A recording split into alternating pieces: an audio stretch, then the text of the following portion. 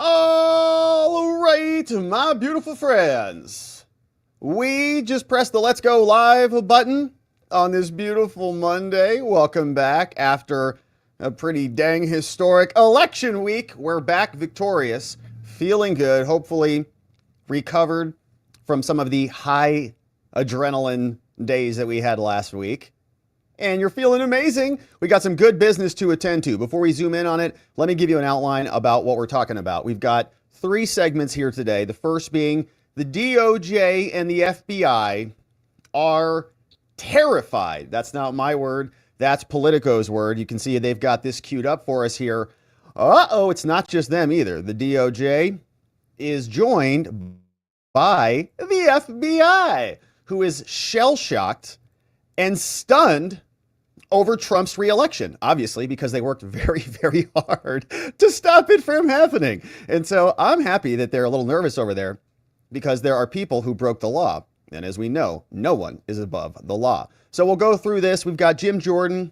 He sent over a preservation records request over to Jack Smith at the DOJ from his office, and we'll read through it. We'll see what he says. Then we've got Jim Jordan himself, who spent some time on the cables, and so we'll listen to what he said, because a big part of this conversation was about Jack Smith, and we know Jim Jordan is on the Judiciary Committee, and so we'll see what he said about it. Then we've got reaction. Are they going to haul Jack Smith to come into court and to testify? We'll see.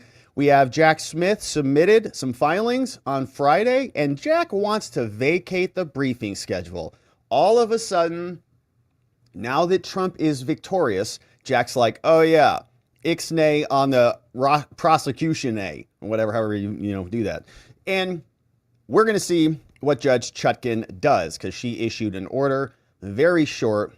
We'll read through it and then see where this case is going. Now, Trump's attorneys who are part of the transition team are saying, get on board or get the heck out. And I am loving this vibe. I'll tell you about Genius Network over the weekend. And then Kamala showed up on Veterans Day. And so we paused to honor our veterans. Shout out to our amazing men and women out there on this day where we pause and reflect. Kamala Harris is doing the same, and we'll see what happened over there. We've also got this report from The Intercept saying that Congress has given President Trump a ton of power, and we're excited about that because we hope Trump uses it. And we've got more coming up. We had Kamala Harris and Jill Biden sitting next to each other, not getting along. Mark Cuban deleted his ex posts that were in favor of Kamala Harris. Trying to rewrite history, Mark. Oh, hilarious and pathetic, too. But we also then have Caitlin Collins, who's upset that Trump is hanging out with Elon at Mar-a-Lago. And so a bunch of stuff coming up there. Then we'll turn our attention over to the Senate. There's a big battle with Rick Scott and the future of the Senate, because some people don't want Rick Scott. And so we'll get our bearing straight on what's happening here. We've got posts from him, Charlie Kirk and his crew. They're endorsing Rick Scott. Trump came out, talked about this next Senate leader. We've got more endorsements from the TP crew. Cornyn is talking about Nazi J6ers and so on. And Sean Davis, clearly a Nazi. And then Rick Scott was out this morning campaigning for this very powerful new position. We'll see what Byron Donalds says about the next 100 days, and we got some great clips coming up. So, and reaction, because the Senate leadership is important. Mitch McConnell is going to be retiring, and that was a long one. What'd you think of that? And we'll say goodbye to him and welcome in the new leader. Then we also have a MAGA alleged assaulter. We have an 82-year-old granny who is apparently out there. She voted for Kamala, and she's trying to beat the hell out of everybody, allegedly on the streets. How dare you elect Trump? You need to be, I guess, popped in the head or something. So there's a story about this 82-year-old Edmonds woman was arrested for a hate crime after assaulting Trump supporters. Hate crimes. Oh, man. Oh, they're going to hate it, man. They created all these stupid rules. They're like, remember hate crime? Like, you say anything bad, you like drive over a rainbow on the street and you're like, oh, hate crime, you're going to prison for life. Two can play that game, I guess. So, all right, here we go. We've got more here. We got a news report. We got the body cam footage. We've got the police report, or at least the press release from the city of Edmonds saying she was booked for a hate crime for assaulting MAGA. All right, that's what happens. And so we got more coming up on that. So kind of a fun story from an angry granny out there, and a bunch of fun stuff cooking up. And you know what she should think about having while we're talking about all this? She probably has a little bit too much energy, so she doesn't really need this stuff. But for other people who need some energy, like if you need some energy to fight back against lunatics who are attacking you on the streets, you know what you need? Some wisdom from our friend Chuck Norris. You ever wonder what happened to him? Legendary Chuck Norris. Well, I recently saw a video he made and I was shocked. He's in his 80s, still kicking butt, working out and staying active. And what's even more shocking, he can work out longer. He's got plenty of energy left over for his grandkids too. He did this by making one change, and he still says he feels like he's in his 50s. And his wife even started doing this one thing, and she's never felt better either. She says she feels 10 years younger, her body looks leaner, and she's got energy all day. Now, Chuck made a special video that explains everything. Make sure you watch it. Go to chuckdefense.com/RG, chuckdefense.com/RG. Click the link down in the description below. It's going to change the way you think about your health. Once again, chuckdefense.com/RG. Click the link. You're not going to believe how simple it is. He's 84. He's got more energy than me. And he discovered he could create dramatic changes by simply focusing on 3 things that sabotage our body as we age. And so check it out. chuckdefense.com/RG. Fully endorsed by our friend John McGarvey in the chat. Loves it. Thank you, John. Great endorsement. So Chuck Norris, grab yours. It's in the description below. And thanks for supporting the show. And we appreciate Chuck Norris being on our side. Pa!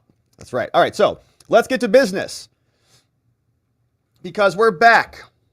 And it feels good to be here with you, my friends. I did miss you over the weekend and on Friday, but I was at Genius Network. And by the way, if you want to see 2 of the amazing talks that were there. So I was at the Genius Network event on Friday and Saturday and Sunday. On Saturday, 3 people were there. It was insane. This is not a political organization at all, but there was RFK Jr. was there with Brother Means. Also, we had Jordan Peterson came and spoke, and then Tucker Carlson came and spoke. And so many of those are now posted. I was recording it on my cell phone like, but they're fully posted now. So Tucker posted his conversation on his channel. Joe Polish was there, and it was a great conversation.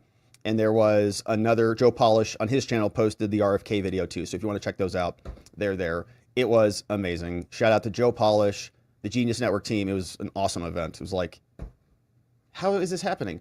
It's not a political group, but because of the election and how all the stars aligned, it was there. So really, really awesome stuff. So check those out. Okay. Now, let's get into business. And they're on the Tucker Carlson channel and the Joe Polish channel. But don't you dare go anywhere right now, okay? We're getting to business first. As soon as we're done here, then you can go over there. All right, let's get to it.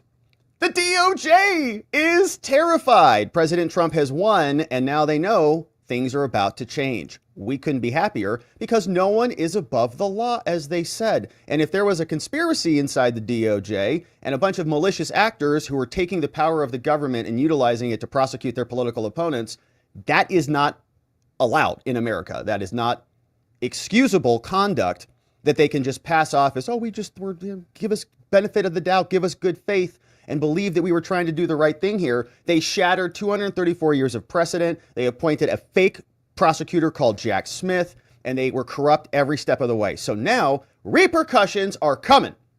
And Politico says they're terrified. Good. Trump blames the DOJ for much of his torment over the past 4 years. Lawyers there fear what's next. Well, why should they be afraid of anything? Prosecutors say this all the time. Why should you be afraid of anything?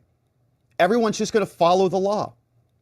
If you did nothing wrong, there's nothing to fear, is what they say. Yeah. Tell that to the weaponized DOJ that was raiding homes of J6ers for walking into a building for 5 minutes. Now, I hope that Trump's DOJ is not like that. We don't want to swap one corrupt DOJ in for another corrupt DOJ. That's not what we want. We want to return to justice. We want to return to order. Because that's the country we want to live in, not where we prosecute political opponents. But what has happened here in the past 4 years is they perverted the system. And so in order to return the system to the norm, to the mean, there needs to be penalties for the people who created crimes in their process of pursuing justice, so-called. So we'll continue. Now, there's more. They're not alone. We got the FBI shell-shocked, stunned. They said, we did everything possible to try to stop Trump from winning.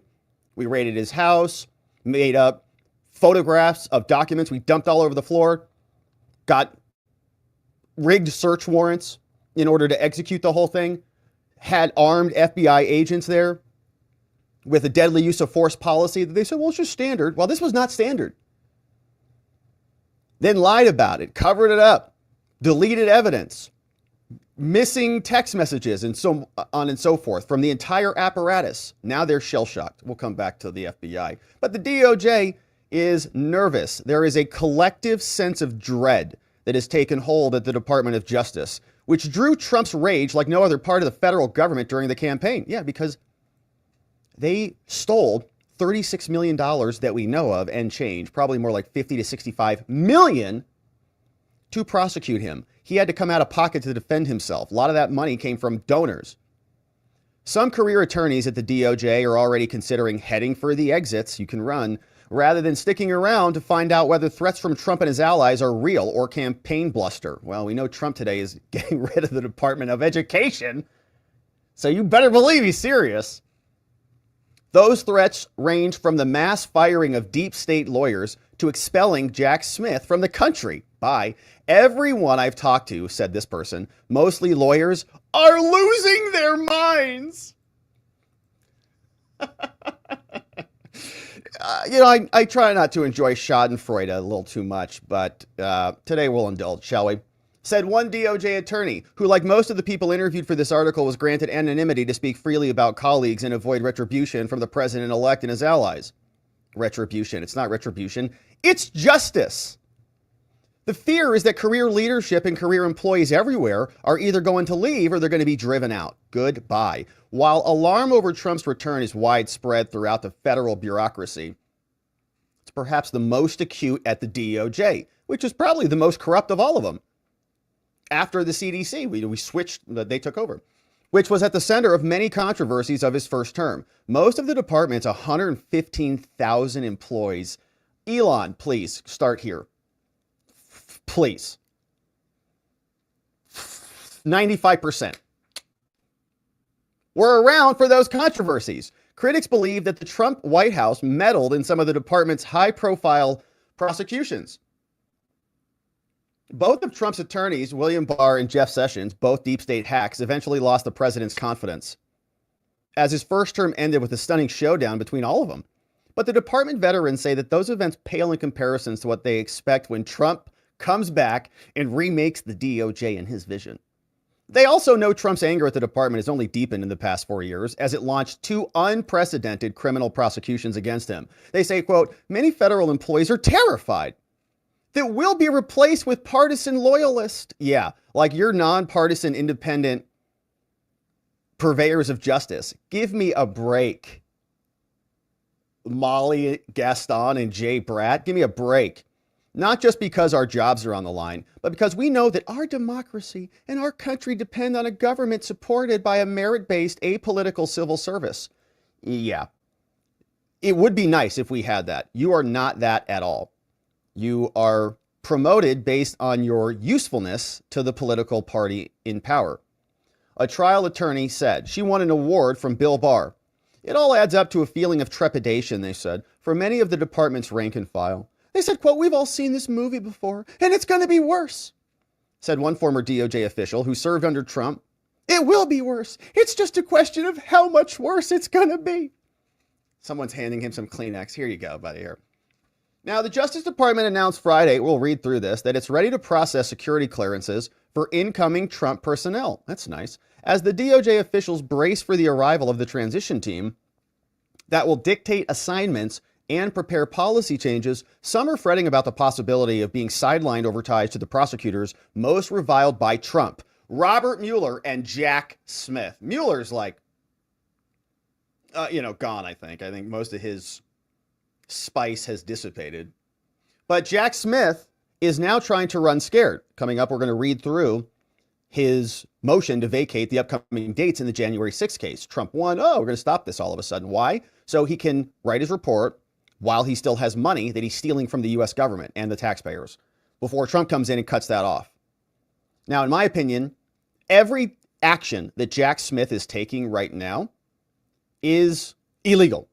A federal judge has already said he's not a legitimate prosecutor. You can come back and say the argument is, well, in D.C., that hasn't been determined yet. And he might have legitimacy there. In Florida, that's already been decided that the answer is no. He does not have legitimacy, unlawfully appointed, not confirmed by the Senate. If you have a police officer who is involved in a situation that is a problematic situation, maybe there's an officer involved shooting, whatever the situation is, even if it's not an officer involved shooting, if it's a disciplinary thing or something, if there's a question about that officer's capability to to complete his duties. Same thing with lawyers. Lawyers go on probation all the time. And you have officers that are taken off duty, right, who are put on probation while you investigate the situation. Jack Smith should be on probation. He should be removed from this entire situation. His office should have replaced him with another U.S. attorney, and the DOJ should have issued a new order through Merrick Garland. But Jack Smith is illegitimate, and he is still taking appeals up, and he is still prosecuting the January 6th case, still using taxpayer dollars that was all stolen from the very beginning. As Judge Cannon said, he was not properly appointed, meaning he's not using proper appropriations. Now, all that being said, Jack should be prosecuted for this. If he continues on, he's on notice. He's a lawyer. He knows what he's doing. He has no authority to continue spending or doing any of these things. He's doing it anyways, in violation of a court order. And Merrick Garland's not doing anything about it. So I hope Trump and his team are taking notes. I'm sure that they are. Now, as a side note, talking about this arrival of the transition team, over the weekend, I was at Genius Network. It was an amazing event with Joe Polish. You can check it out, geniusnetwork.com. It's an awesome group. I'm a part of it. Been a part of it for years. It's not a political group, but they had RFK Jr. at the annual event, which was this past weekend. And he came out with the Means Bro, and they were talking about the transition specifically. And the urgency with which RFK was speaking was incredible. He was saying, we are coming in there with a fury.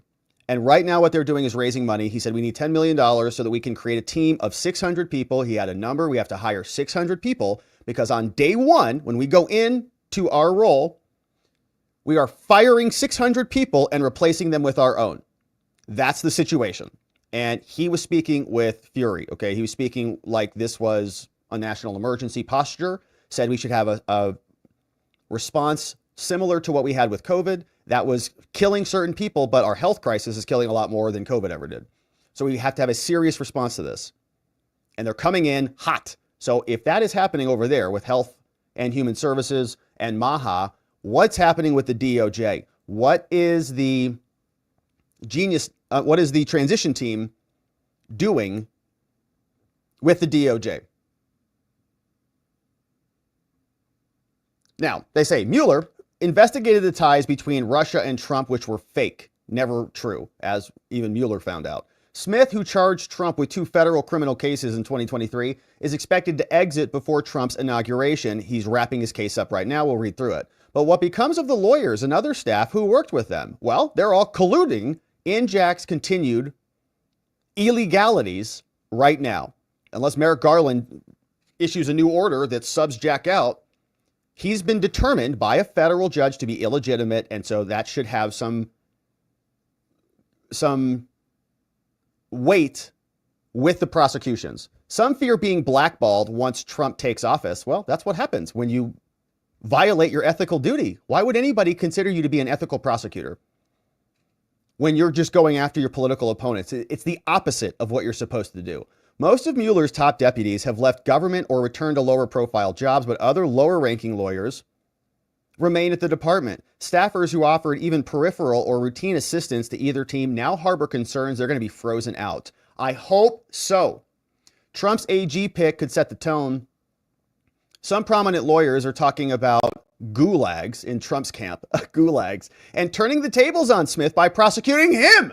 Yes! It's difficult to know how much of the anti-DOJ rhetoric is political bravado and how much anyone with authority seriously intends to carry it out. Listen, if Fani Willis can create some insane RICO case with alternate electors and cobble together this massive conspiracy, you could easily do that with the Trump prosecutions. You could wrap them all into it. You could tie it right back to the White House. We've got the we've done it here. We've shown the meetings with Tish in D.C., Letitia James from New York, and the Alvin Bragg companion case, the civil case.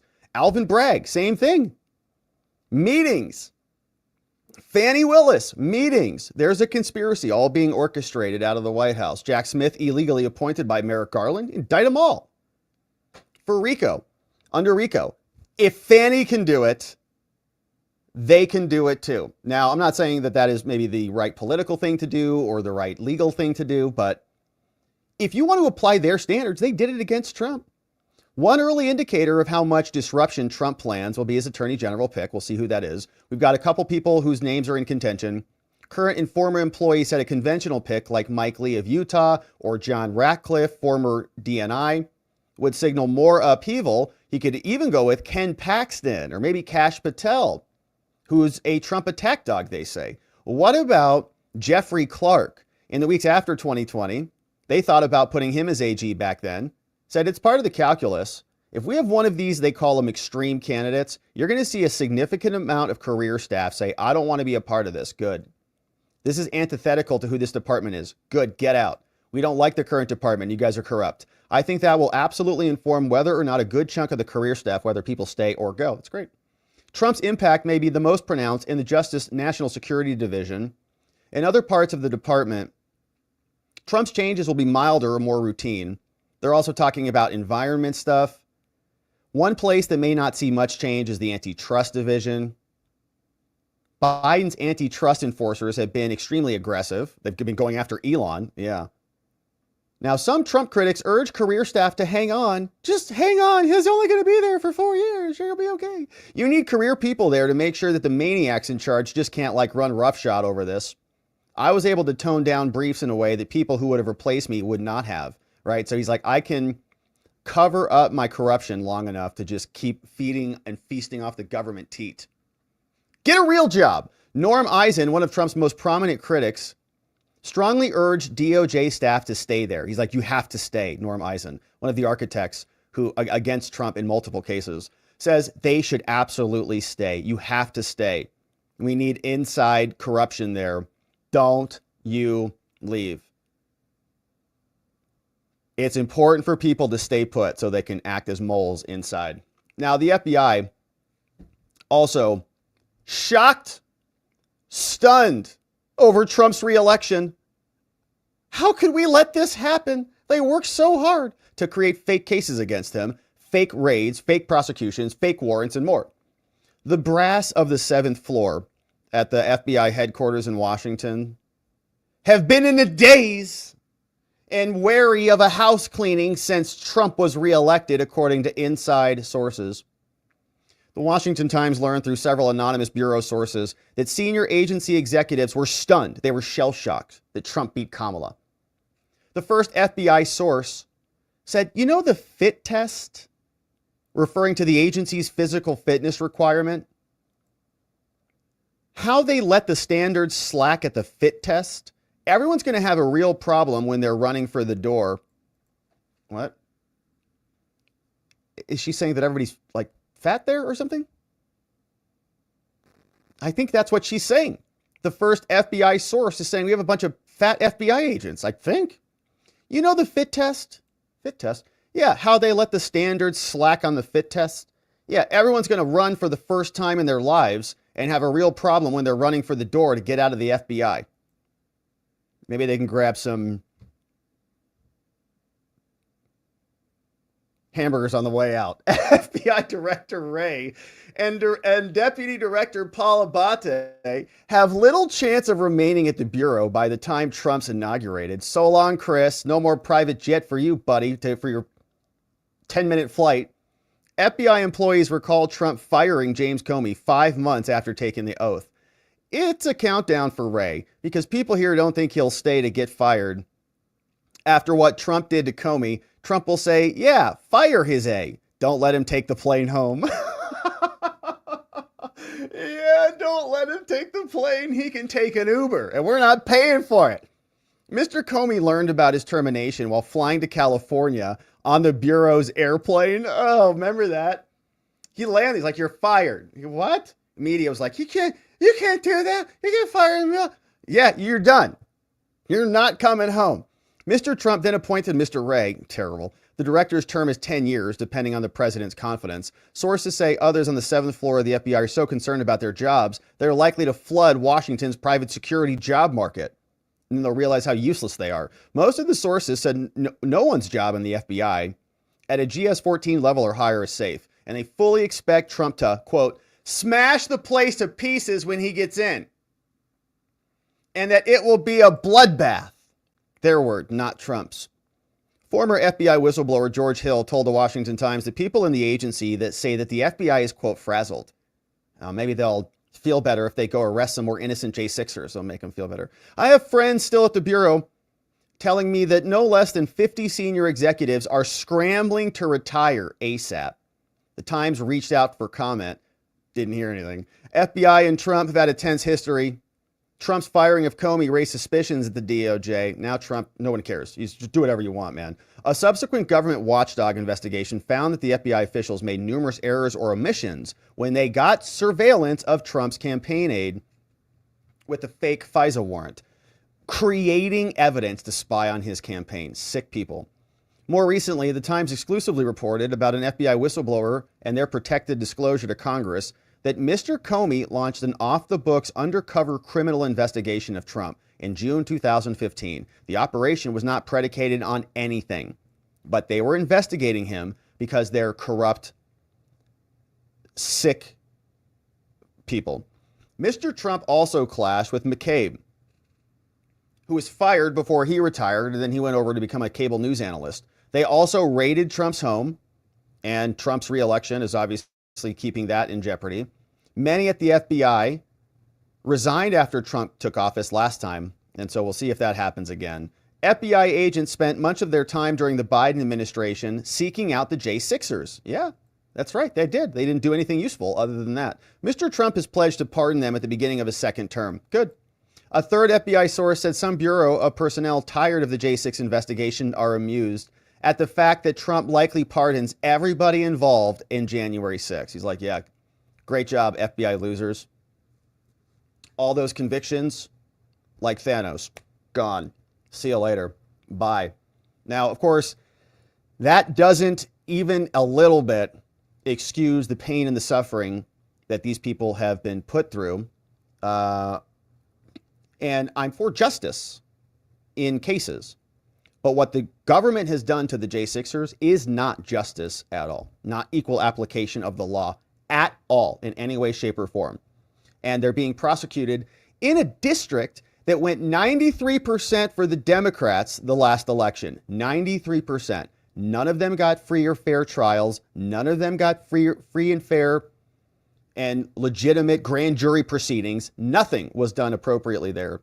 And so they should be pardoned because they were abused by our own government. So the Washington Times says FBI is freaked. We're happy to see that. Now, Jim Jordan said this, that the Jack Smith office should preserve all of their records, and sent this one over on November 8th from the Judiciary Committee. Jim Jordan from Congress says, all right, Jack Bucko, dear Mr. Smith, not even a U.S. attorney, the Committee on the Judiciary is continuing its oversight over the DOJ and your loser office. According to recent public reports, prosecutors in your office have, quote, been gaming out legal options in the event that Trump won the election. That's according to CNN, written back on November 1st, saying if he wins, what are we going to do? With Trump's decisive victory this week, Jack, we're concerned that the Office of Special Counsel may attempt to purge relevant records. As we said here, shredders go, brrr, lighting things on fire, burn bags going off, incinerating, lighter fluid all over the place, torching everything. We're concerned that you're purging records, communications, documents responsive to our numerous requests for information. The Office of Special Counsel is not immune from transparency or above accountability for its actions. And so we reiterate our requests, which are itemized in the attached appendix and incorporated herein, and ask you to produce the entirety of the requested material as soon as possible, but no later than November 22nd, 2024. And furthermore, Jack, this letter serves as a formal request to preserve all existing future records and materials related to your investigations and prosecutions of President Trump. You should construe this preservation notice as an instruction to take all reasonable steps to prevent the destruction, alteration, whether it's done intentionally or negligently. Oh, we just accidentally spilled some coffee on the thumb drive, of all documents, comms, and other information, including electronic information, metadata that may be responsive to our inquiries. Now, this instruction includes all electronic messages sent using official and your personal cell phone account, Jack, including records created using text messages, phone-based messaging applications, or encryption software. And so we want your Facebook messages too. And they went after Trump's Twitter DMs back when it was Twitter. We want your DMs too, Jack. Everything. Don't you delete a thing. If you have any questions about this request, please call us at this number. Sincerely, your friends Jim Jordan and Barry Loudermilk over in Congress. So good. I'm happy to see that's happening. Jim Jordan was explaining the situation on with CNN. Here's how that went. For being here. Congratulations on winning re-election for your 10th term. Yeah. Let's talk about Jack Smith. He is in talks with the Justice Department about winding down his criminal prosecutions against Donald Trump.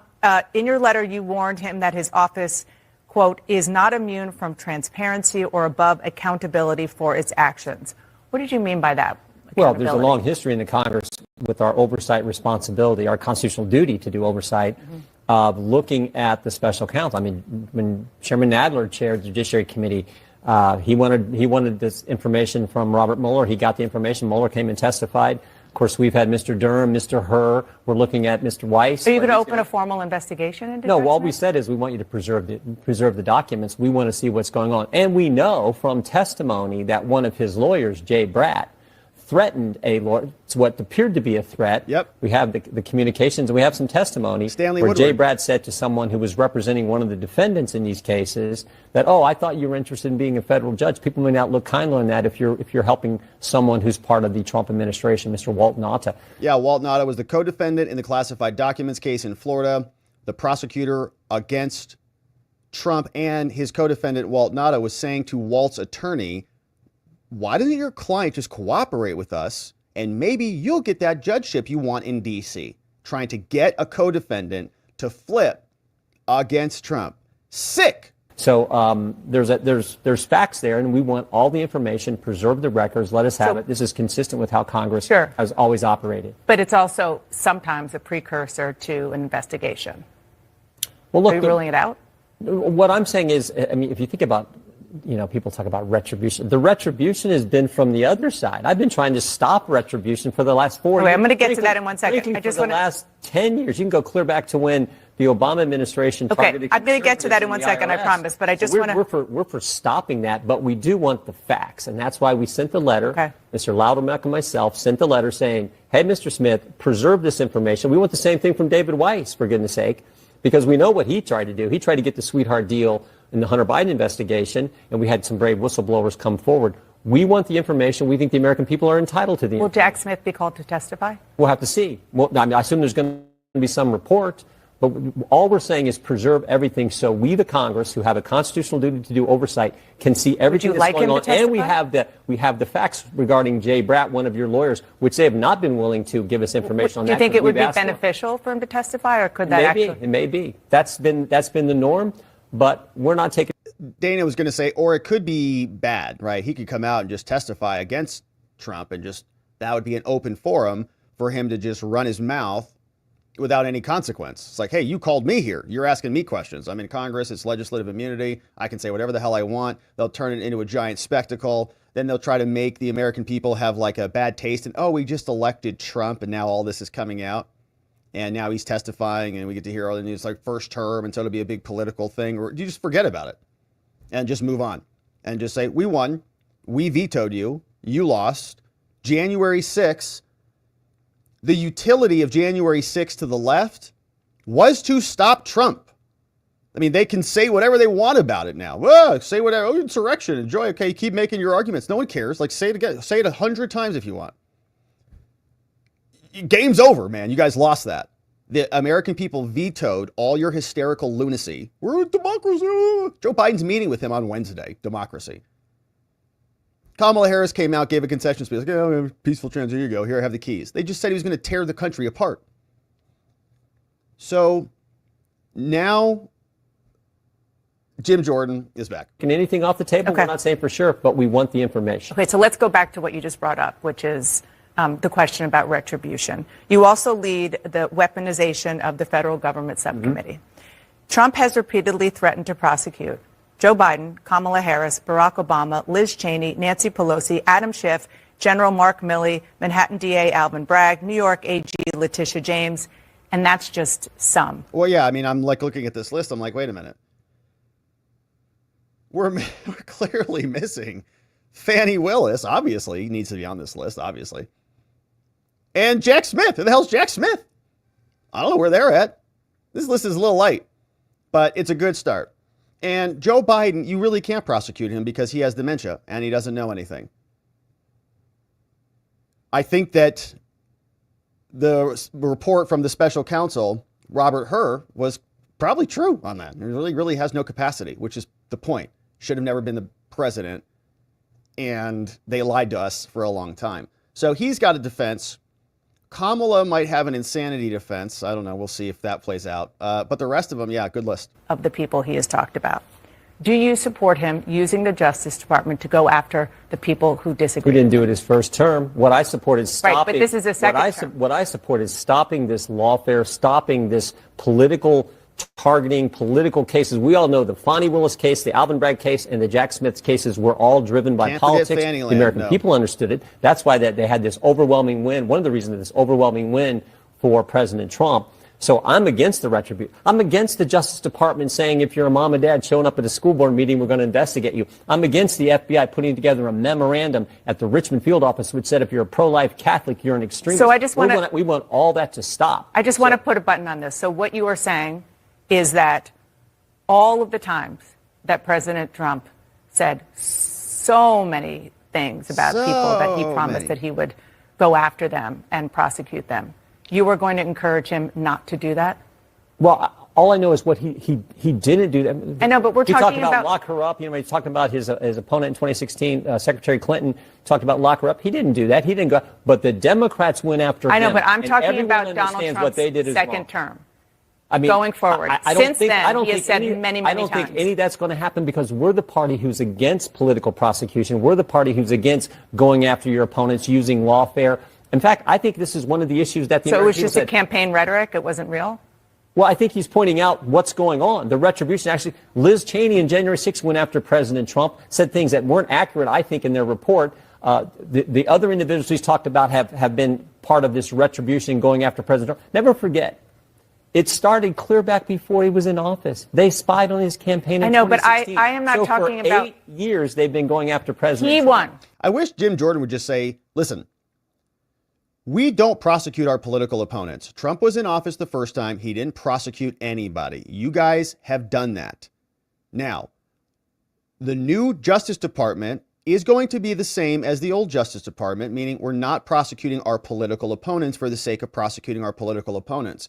But if there were crimes that were committed by Biden through Kamala Harris, through Merrick Garland, through Jack Smith, that resulted in a conspiracy to prosecute their political opponents and abusing their public office to do so, that is a crime that has been committed. And Dana, you and your party got done lecturing us for 6 months recently as Trump was gearing up for trial that no one's above the law and we have to have trials in the middle of an election and so on and so forth. So the DOJ will now face the current environment and reflect upon the prior deeds of their own DOJ to get to the bottom of the corruption that was there in the first place.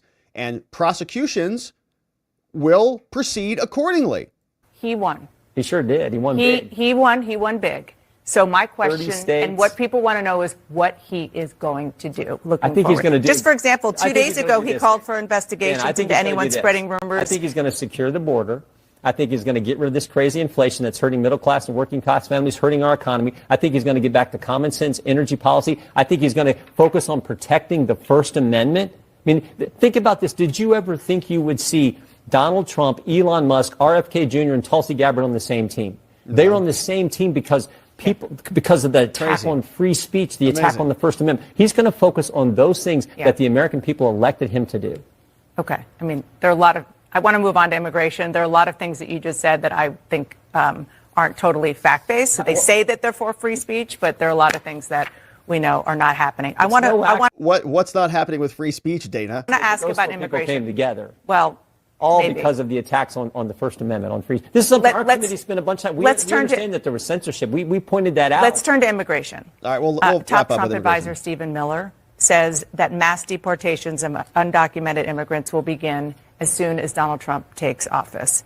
I want to play this out for the American people so that they understand what exactly is going to happen. First of all, he takes office. Who's targeted first? Well, he's already said that. People have migrants here who committed crimes, criminal. How are you going to find them?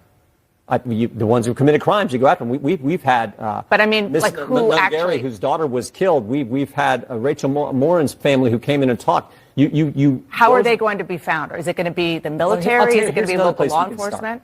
1.3 million migrants have already had their asylum case adjudicated, been in front of a judge, and the judge says you do not qualify under the law. We're the party of the rule of law. Those 1.3 million, they don't qualify under the law. My question is how you get them. They're supposed to be removed. They have a removal order. You start there. You start with the criminals. You start with the people who've already. I want to understand. So people say, like, let's say one of these people is living in their apartment complex. Is the military going to come in? Is it the local law enforcement? How is it actually physically going to work? The Trump administration, the Department of Homeland Security will work with local law enforcement, and we'll focus on the people who 1.3 million already been in front of a judge and said, no, you're not entitled to stay here. You have to be removed. There's an order there, a court of law. They've had their due process. They've had the whole process played out. So let's move on beyond that population, non-criminals, people who are in the country who are not legal citizens. Those who have not committed. All right, so she's asking about the specifics for an administration that has not even been formed yet. All right, so Jim's not the right party to be answering questions about the procedures that haven't even been created yet. So well done, Dana. Way to not ask anything useful. So this guy brought up a good point. Jeffrey Toobin was out. I think that's this guy, right? He was the one. Well, he's here on CNN, so let's listen to what he said. The federal cases are just really over. I mean, there is never going to be a trial on January 6th. There is never going to be a trial on the Mar-a-Lago classified information case. As for Jack Smith, his investigation is over. Whether he personally gets fired, he's a Department of Justice employee. He could maybe have a job there, but he will leave that investigation at the beginning of the Trump term next year. The interesting question is, what does Congress want with him? I mean, what does Congressman Jordan? There's an implicit threat there. Right. Can he be jailed somehow?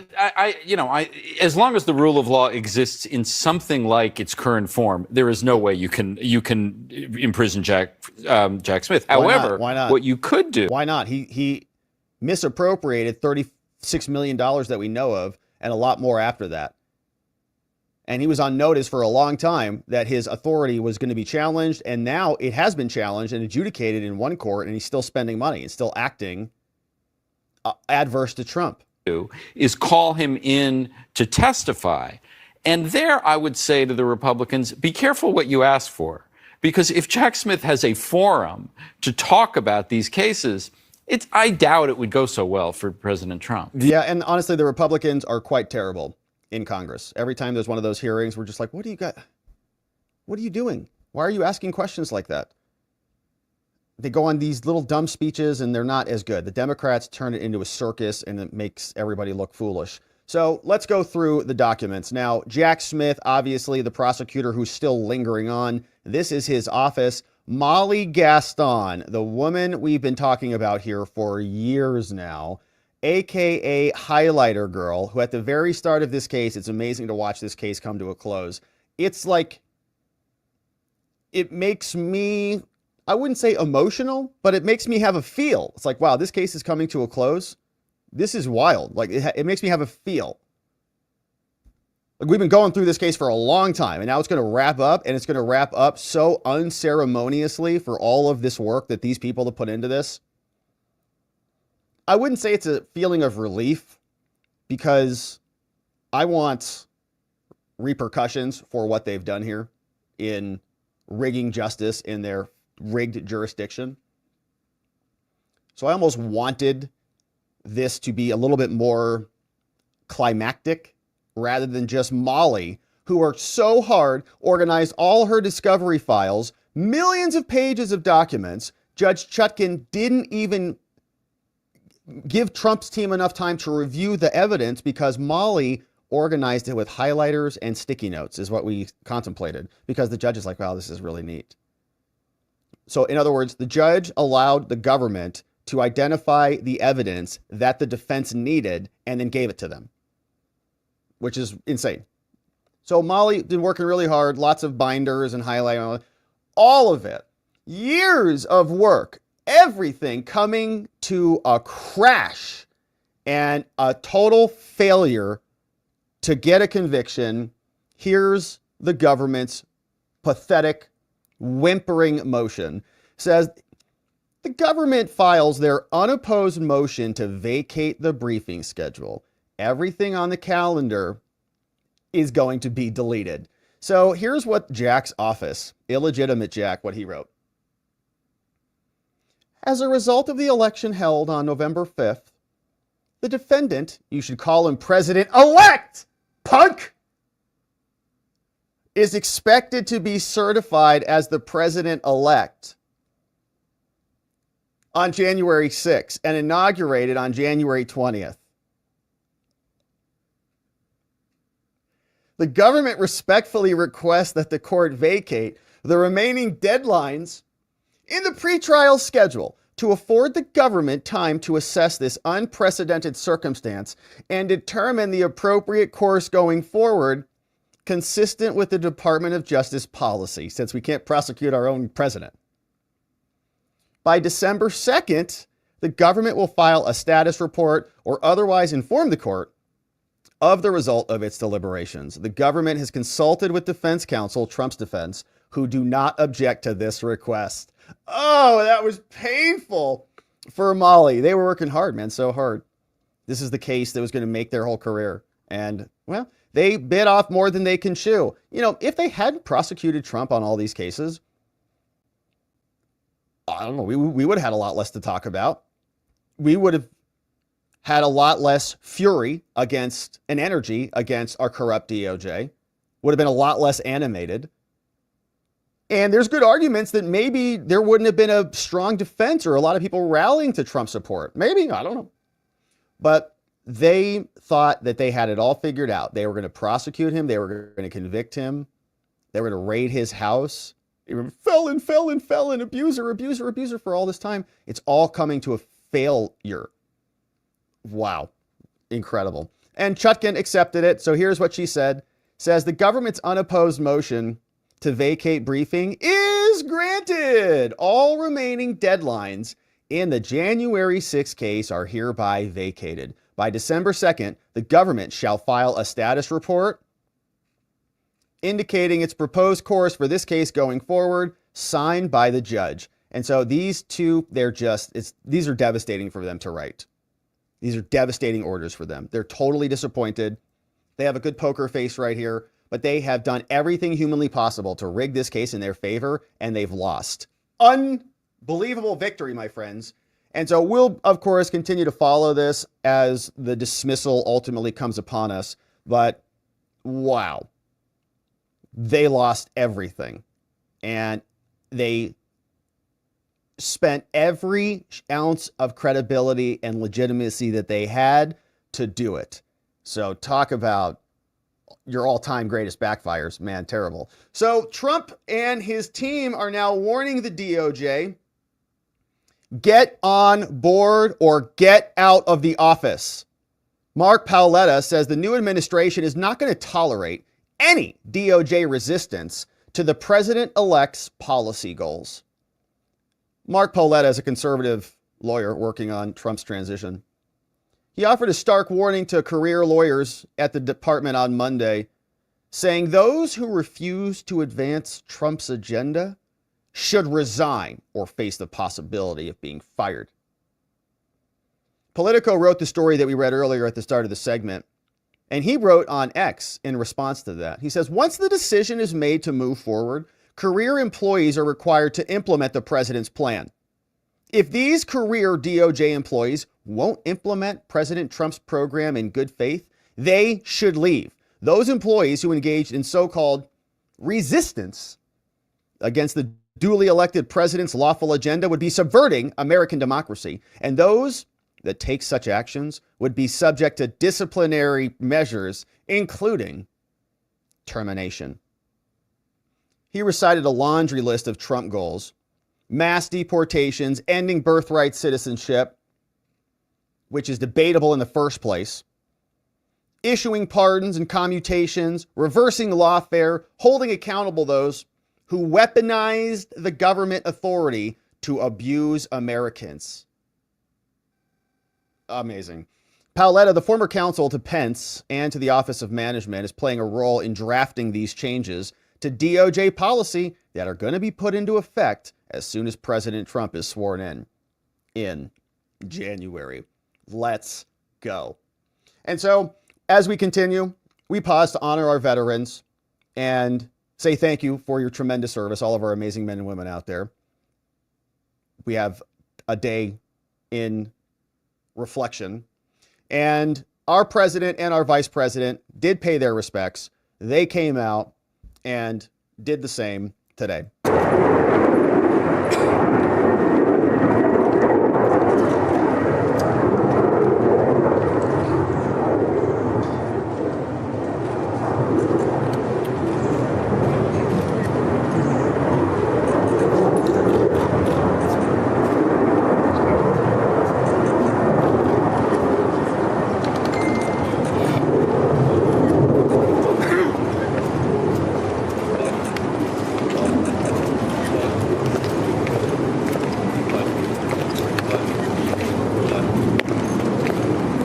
All right, so nice day, nice ceremony. They're there. We also are seeing that Congress is about to gift Trump sweeping powers, they say. So this just got dropped 1 day ago. Says the House is set to vote on Tuesday on a bill that would let the administration destroy nonprofits if it says they support terrorism. And so they're hitting the red alert button on some of these nonprofit grifts. They say Trump has made no secret his desire for revenge. Now, after he secured a second term, Congress is already moving to hand him power. There's this act called Stop Terror Financing and Tax Penalties on American Hostages Act that allows them to, quote, destroy terrorist supporting organizations. Now, a lot of people are fighting back against this, the ACLU and others. It's unclear what Democrats will do, but the current version that was introduced is paired with a provision that would provide tax relief to American hostages that are granted or that are in custody. Under the bill, the Treasury Secretary could strip 501c3 status for terrorist supporting organizations. And so I think they're saying that maybe they'll apply these to Antifa groups or, oh, here you go, pro-Palestine groups that are at risk, right? So any 501c3s that are involved in certain activities might come under scrutiny. And of course, Palestine is on that list. So Trump's administration may take action on this. At the veteran ceremony, you see this was Kamala and Jill sitting next to each other. Don't look like they're on friendly terms out there today. And as the aftermath of the Democrats' downfall continues, not only is the DOJ in terror, not only is the FBI shell-shocked and freaked out, but even Mark Cuban is now deleting all of his Twitter posts and his Kamala Harris content. Oh no. Now, he was among Kamala's most vocal supporters, endorsed her, did all the things, was calling into the shows. Now, all of a sudden, all of his posts about Kamala are gone. A quick search on X shows that Cuban has deleted every one of his posts that contains the name Kamala. and he has just one post on his feed with the name Harris. Everything else got nuked. He only has 2 posts containing the term Trump on his feed, with both of them related to his comments on The View. And that's gone, right? Libs at TikTok was the first to realize this. Everyone's abandoning ship. What somewhat is interesting here is that he's yet to delete any of his Trump posts on Instagram. So he's just getting rid of them on X. Maybe he'll just get to Instagram later. But meanwhile, Trump and the new administration are forming. Trump and Elon have been hanging out at Mar-a-Lago. This is CNN reporting it. And Caitlin Collins doesn't seem too happy about this new broship that's happening. Mar-a-Lago has basically been brimming for the last 2 days, I'm told, with 2 kinds of people. Those angling for a job and those who are trying to influence Trump into hiring their picks. But one person has loomed over all of that. His name is Elon Musk. Multiple sources tell me tonight that Musk has been seen at Mar-a-Lago nearly every single day since Donald Trump won, dining with him on the patio at times. Today, they were seen on the golf course together. Musk has been in the room when world leaders have called Trump. And tonight, we've learned he's also weighing in on staffing decisions, making clear his preference for certain roles even. Nice. Publicly tonight, Elon Musk is backing Florida Senator Rick Scott as the next leader of the Republican conference to replace Mitch McConnell. While Musk himself is still not expected to take any kind of formal position inside Trump's administration, given how complicated it would be with his companies, what's becoming clearer tonight is that he doesn't really need to, with one source telling me Elon Musk is having just as much influence from the outside. And probably having a lot of fun, too.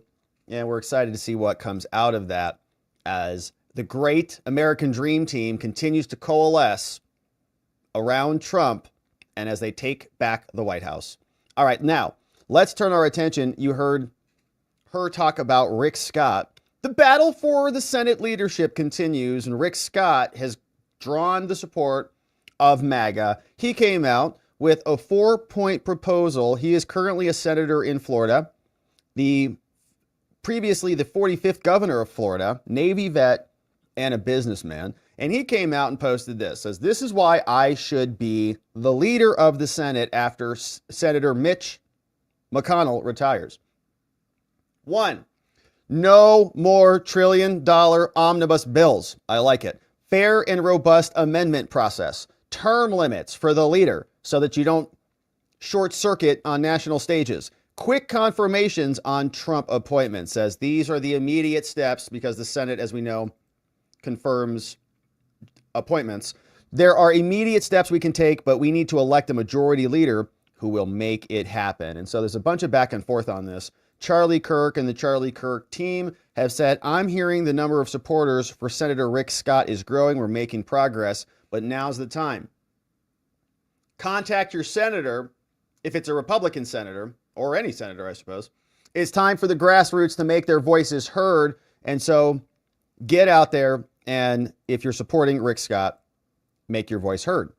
Now, Trump came out, said the following: any Republican senator seeking the coveted leadership position in the United States Senate must agree to recess appointments in the Senate, without which we will not be able to get people confirmed in a timely manner. Sometimes the vote can take 2 years or more.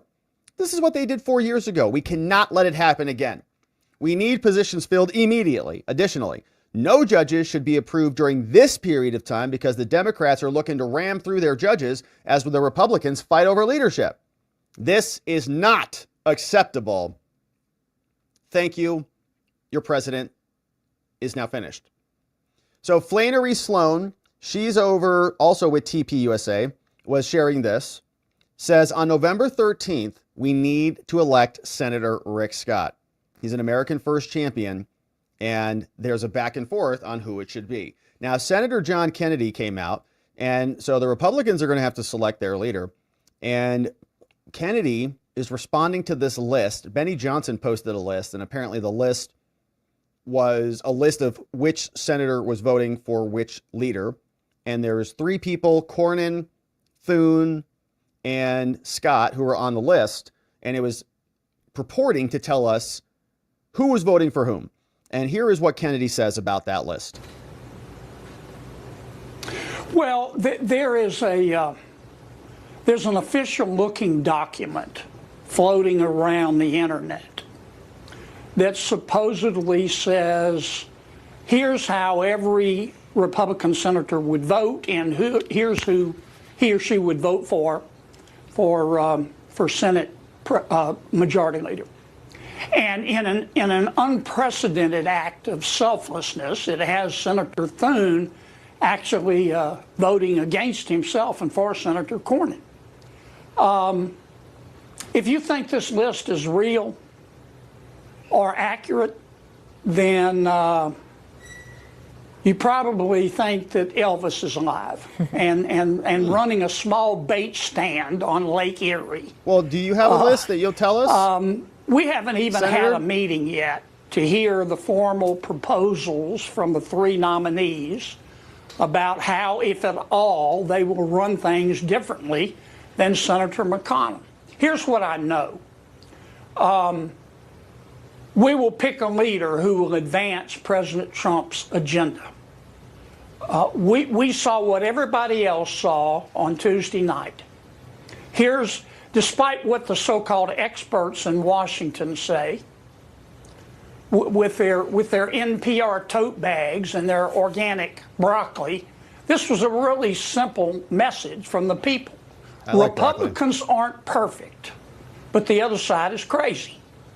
And President Trump is going to do things differently, and we will pick a leader who will help him do that. Okay. All right. So we don't know who he's voting for. Maybe he's told us somewhere else. I don't know exactly who it is. Part of the problem is we've got senators like this, right? This is Sean Davis, who's awesome and highly recommend you follow him. He is somebody who says John Cornyn, who's currently running for the Senate Majority Leader, called me a Nazi sympathizer last year when I said the U.S. should secure its own border before spending hundreds of billions of dollars on Ukraine, right?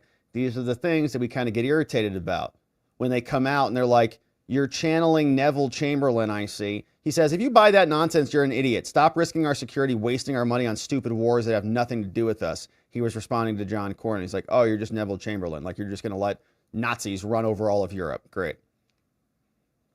And there's been a lot of that, okay? Thune's got his own statements as well. A lot of disdain for anyone who has to challenge the foreign affairs that we're constantly involved in without anybody explaining why. Now, here is Rick Scott. He was on Fox News this morning saying, I'm getting votes, baby. We can win this thing. It's you against Senator Cornyn, against Senator Thune. Why are you the best choice? Well, first, happy Veterans Day. I was very proud of my father, one of 3,000 people that did all the combat jumps with 82nd Airborne in the Second World War. He told me the Germans, the foxholes of food were bad, so I joined the Navy. I'm very proud that JD is the first Marine enlisted, like I did, enlisted in the Marines, is the first Marine Vice President-elect in the United States. And I've got colleagues. So first I want to thank everybody for their service. Thank God for people willing to put on the uniform. With regard to the Trump nominees, we got to get them done, whatever it takes. If it's recess appointments, whatever it takes, we got to get these done. We know Schumer's going to slow everything down. I am all on board. We've got to change the direction of this country. The country voted. They want a change. They want the Trump agenda. They want his nominees. They want his policies. We've got to do everything we can to get that done. So, Senator, how's your chances looking? Because we're talking about a simple majority, right, that you have to get. It looks like you got Thune as well as my Senator John Cornyn from the great state of Texas, but they may split the vote. So how's it looking for you right now? I'm very optimistic. I believe I'm going to win. Thune and Cornyn are friends. Here's what I bring to the table. I clearly believe in the Trump agenda, number one. I'm a business guy that had success doing exactly what we need to do in the Senate. We need to have a plan. We need to work a plan. We need to have a team. We need to measure ourselves. If we want to get all the nominees done, we've got to figure out a plan to get it done. If we want to get a balanced budget, we got to start today to get a balanced budget. If we want to get the border secure, if we want to get whatever policies we have to get through Congress, we have to have a plan, just like what you do in business. I ran a company with 285,000 employees. We had a written plan for everything to get it done. My colleagues have told me they want change. They want to be treated as equal. They want to be part of a team. They want to have an agenda. They want to have a great relationship with the House. They know I have a great relationship with Speaker Mike Johnson. So I'm very optimistic that I'm going to win because I'm representing Trump's agenda and what my colleagues want. So you have Elon Musk in your corner, you have Senator Marco Rubio in your corner, but it's a secret ballot. Do you have Trump in your corner? Well, I'm look, I hope he weighs in. I welcome his support, but that's up to him. Tommy Tuberville supported me, Bill Hagerty supported me, the Ron Johnson supported me, there's other people that clearly would like what I'm talking about. But, I don't think Josh Hawley is supporting so him. We'll see if they come out publicly and support me. But I'm going to work hard. I believe I'm going to win because I represent exactly what the Trump team wants and what Trump wants and what the American public wants. We have a great Republican Party across the country. We need to have a Republican Party representing us as leader in the Senate. So let's go. All right, and there are some other interesting statements from some of his competitors. John McGarvey, for example, was giving us some quotes from Senator John Thune. Apparently, Senator John Thune said, Donald Trump should withdraw. Here, let me just pull these up while we're here. Saying Donald Trump should withdraw and Mike Pence should be our nominee immediately. Remember these kind of statements that we remember. There were a lot of people who were ready to throw Trump right under the bus immediately. This was John Thune at one point. Donald Trump should withdraw and Mike Pence should be our nominee, effective immediately on 10/8/16. That was before Trump won. Then we saw John Cornyn. I'm disgusted by Trump's words about women, our daughters and sisters and mothers. And again, that was all before Trump won, so those are pretty old quotes.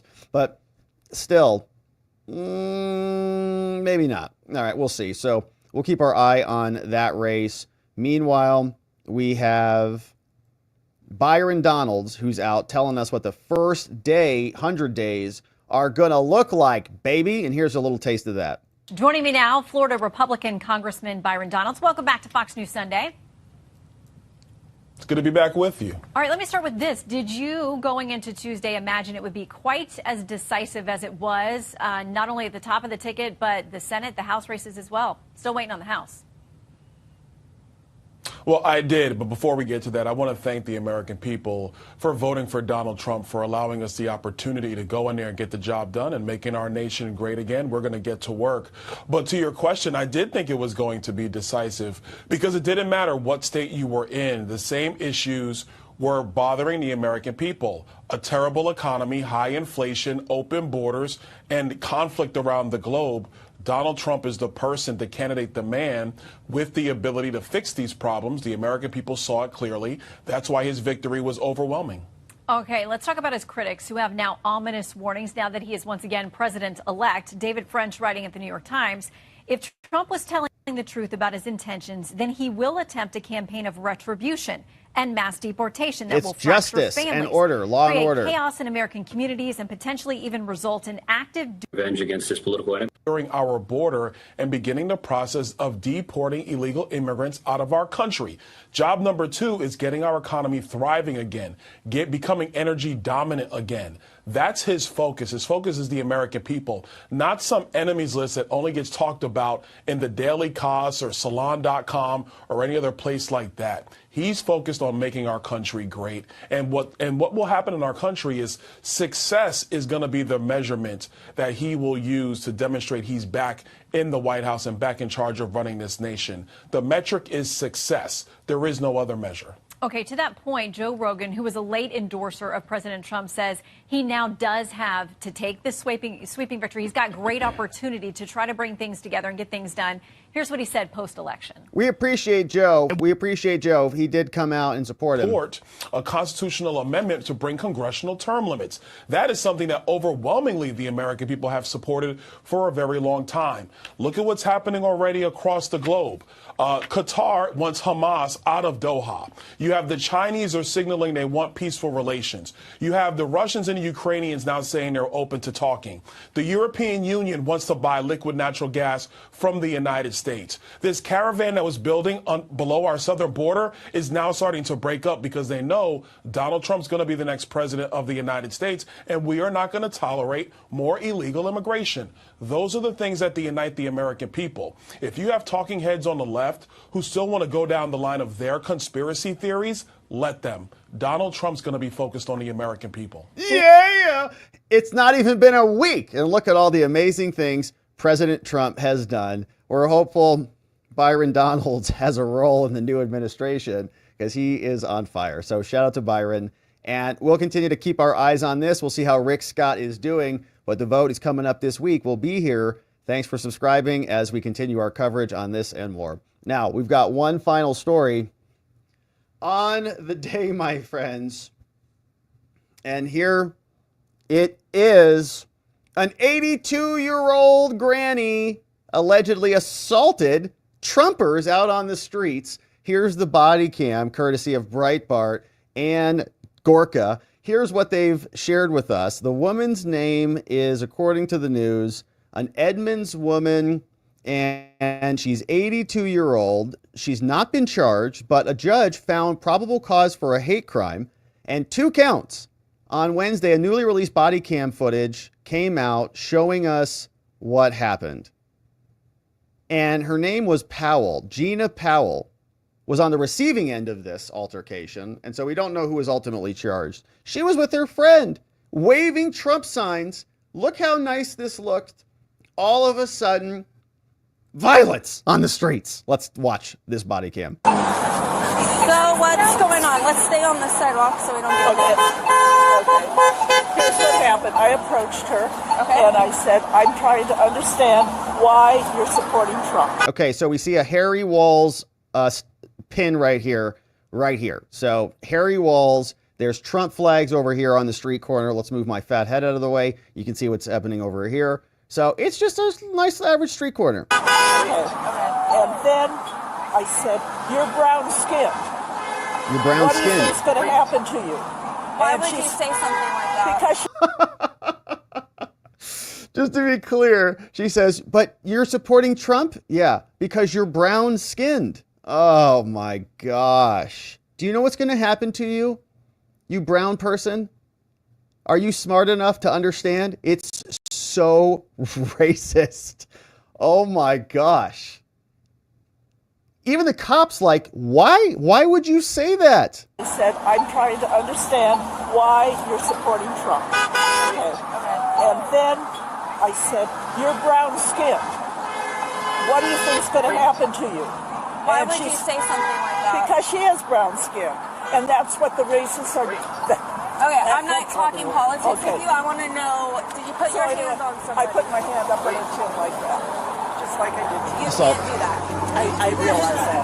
Illegal. Okay, stay. Even if somebody... Do you know her? Are you...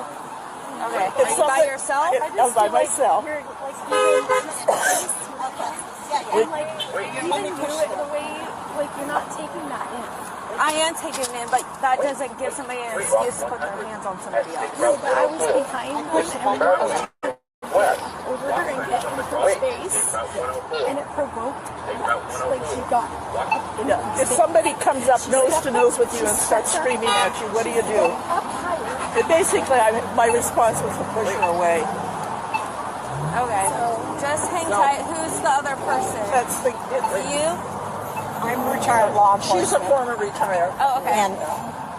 And she's real level-headed. Her back was turned talking to me back here, so you didn't see when she stepped up and I told you like 5 times what I saw. Please stop, okay?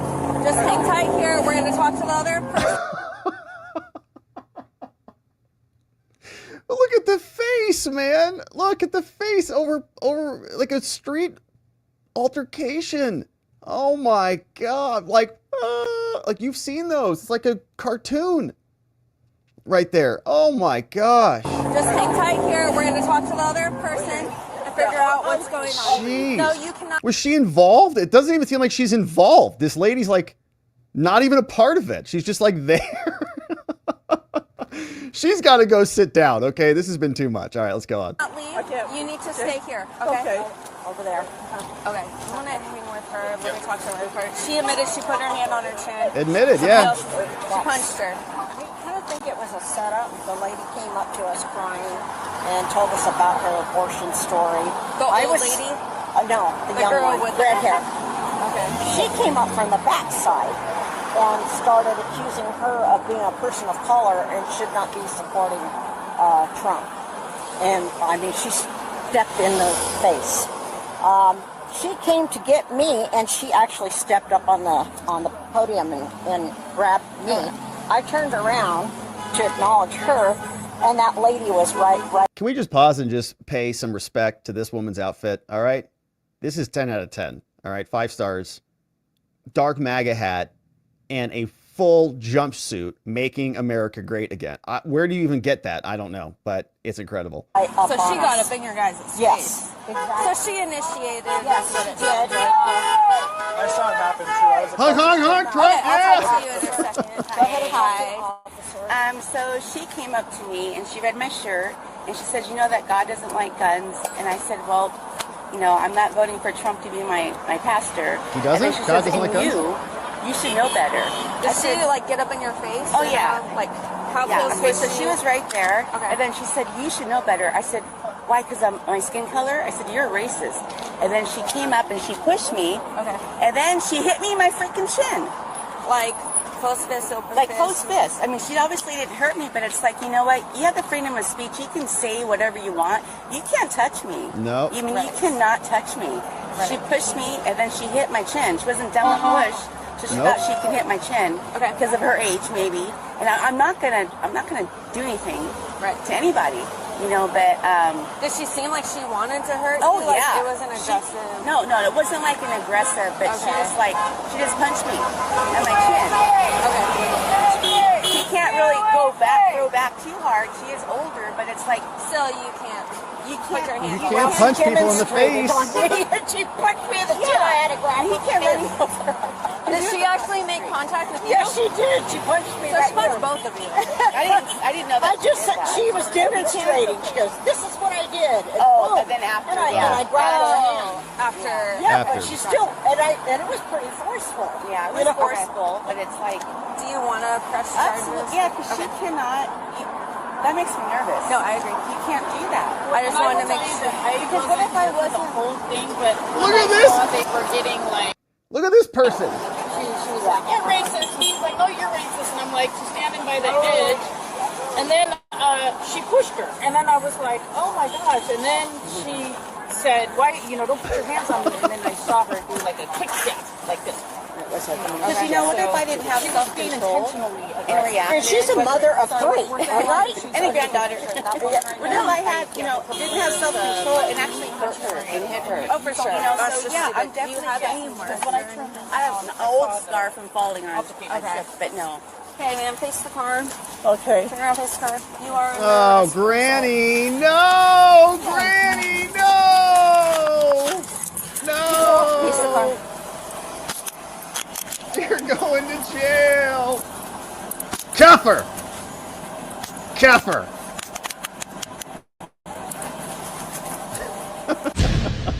All right. So shout out to Breitbart for getting that. So let's go back to the story. So Granny got arrested. The woman arrested, who's not been charged, told police her response was to push her away. And Jennings said she stepped in between both women. Look at these beautiful women out there just trying to participate in free speech in America without getting assaulted in the face. I said, you have no right to punch anyone in the face. Edmonds police said that they have established probable cause for a hate crime. Hate crimes are clearly ridiculous, but that they set the rules on this. We didn't create them. They did. Arrest, and that the suspect continued to show no remorse for the incident. Granny, come on, you have to admit, look, we all get worked up from time to time, but you're older, you know better than that. For the incident, and attempted to push an officer while demonstrating how she acted. Well, okay, like if she's going to push the cops too, you got to get arrested. Not everybody on the left is correct. Not everyone on the right is correct. Both sides could, though, bring important information to the center, said Jennings. Very reasonable, obviously, clearly. Both women said that they're not going to be deterred by what happened, and they're going to proudly support Trump publicly.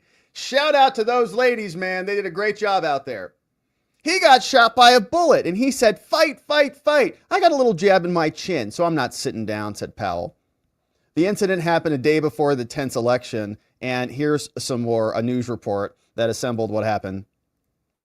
And I said, well, I want to know why you're voting for Trump. That's the only reason I wanted to know. That's the only thing. And I said, because you're brown skinned. Gina Powell says she was on the receiving end of that. She told me she'd never seen the 82-year-old until she was in her face. Just shocked that just the presence of me, and she made it very clear it was my skin color. Gina was with her friend Mary Jennings doing this, What's up, supporting Gina, Donald Mary? Trump, waving flags and signs, when she said the woman confronted her over her political beliefs and race. And then that's when she shoved me, pushed me back, and I said, don't touch me. And then not even a second, she just popped me right in my chin. Here's how the woman arrested, who hasn't been charged, described it to police. Was to push her away, and I put my hand to her chin. And that's when Mary stepped in. She punched me, but she connected, and, it slammed my jaw. Not good. Both women are physically okay, but it's been an emotional toll. Well, I haven't, wow, to start. I haven't been able to work yet. I'm still kind of in shock. Edmonds police say they have established probable cause for a hate crime arrest and that the suspect continued to show no remorse for the incident. Not everybody on the right is correct. Not everybody on the left is correct. Both sides can bring important information to the center. We need to come together. Michelle Esteban, Como News. Yeah, I can't believe that this violence is being perpetrated by the left, and hopefully the DOJ gets to the bottom of it to root out those responsible for encouraging, via their violent words, this type of horrendous terror persisting all across our streets. So shout out to those amazing women out there for standing their ground, not giving up an inch of that street corner when being assaulted violently by 82-year-old grannies out there who know no boundaries and who apparently are racist bigots who are out there pointing out people's skin color. So shout out to our based street corner ladies. We love you. All right, now let's see what's happening out there with you, my friends. It's a beautiful day. We've got some great comments in the house, and I'm excited to see who's here with us. It's a beautiful day. What's going on? All right, we've got some great donos, my friends. Thanks for sending these in. Who's here? Happy Monday is our good image here from Donut. What's up, Donut? We got some questions and some comments. Hey, what's up? Gabe Wiznant just became a new membo, a new supporter. Hey, new membos, grab the stream from this morning. We had a great members only stream this morning talking about other stuff. So thanks for joining. We got Ollie. What's up, Ollie? Ollie is bringing in one new membo. Beautiful Crazies coming in. Spuds is on locals. Oh, what I forgot to do the recap. I knew I was missing something. I forgot to do the recap. If you're just joining us, we covered a bunch of good grounds. We covered the DOJ being terrified and the FBI being shell-shocked. We talked about Rick Scott and his battle for the Senate. And we talked about a granny being arrested for assault. Now it's time to hear from you. Oh man, I was rusty. All right, so that's right. So that's where we go. Now it's time to hear from you. All right, so now that feels better. Doesn't that feel better? Okay, Spuds says, my mom has to go to the hospital today. They're keeping her overnight for observation. We thought we almost lost her this morning. Hopefully we can get her home. Spuds, prayers up for Spuds in the house. Spuds, so sorry that you're going through this with your family and your mom. We love our moms so much. We're going to be sending loving energy and prayers your way for a speedy healing and a return home. Thanks for sharing that with us and for being here. We'll continue to send love your way, and we'll see you back here. All right, thank you, Spuds. This one came in from Bloomberg. The leaf blowers will not go quietly. Is this a real article? The leaf blowers will not go quietly. It's true. They're all over my neighborhood. They even are a part of the show now. What's up? We got Carol. Hey, Carol is bringing in 10 membos. Thank you, Carol. Solemn Peace. Pure Blood. What's up? Jay's here. Poke Smasher coming in. Imperious. Purple Drank is here. Angela Mayo. The Q-Wack Smacker in the house. Walulu, Terry, and more. Coming in courtesy of Carol. Thank you, Carol, for bringing in 10 new membos. Grateful for you. We've got Donald Olson. Says, hi, Robert. I want to introduce myself officially. Donald J. from Palm Beach, but living in Norway. What's up, Donald? Donald J. Olson in the house. Donald J. Olson in the house. Hey, thanks for saying hi. Thanks for becoming a member. Thanks for supporting our show and watching all the way from Norway. That's amazing. Thank you, Donald, for your support. Jack Mack says, oh, good old Cocaine Mitch. Oh, I forgot about Cocaine Mitch. I like that nickname too. Cocaine Mitch. Yeah. He has to get in his last obstruction of power play against Trump. Hope Rick Scott pulls it off. You got so lucky at that event this weekend. Is anyone tired of winning yet? MAGA. No, I'm not tired. It's a new feeling for sure. It's like, wow. Can we handle more of it? Can we handle more winning?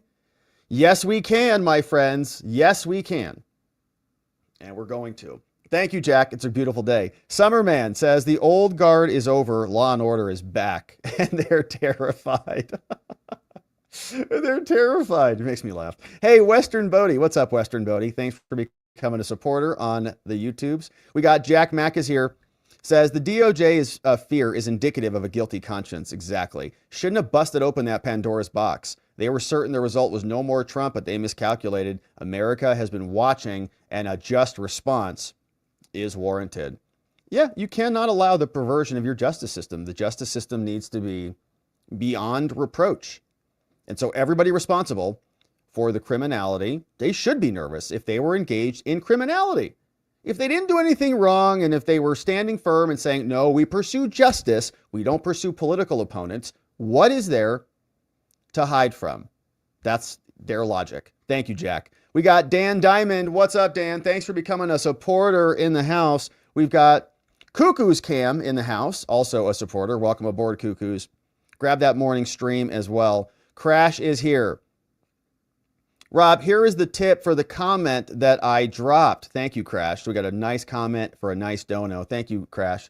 Says, Rob, this is the associated comment for the $50 tip. Thank you, Crash. Nice dono.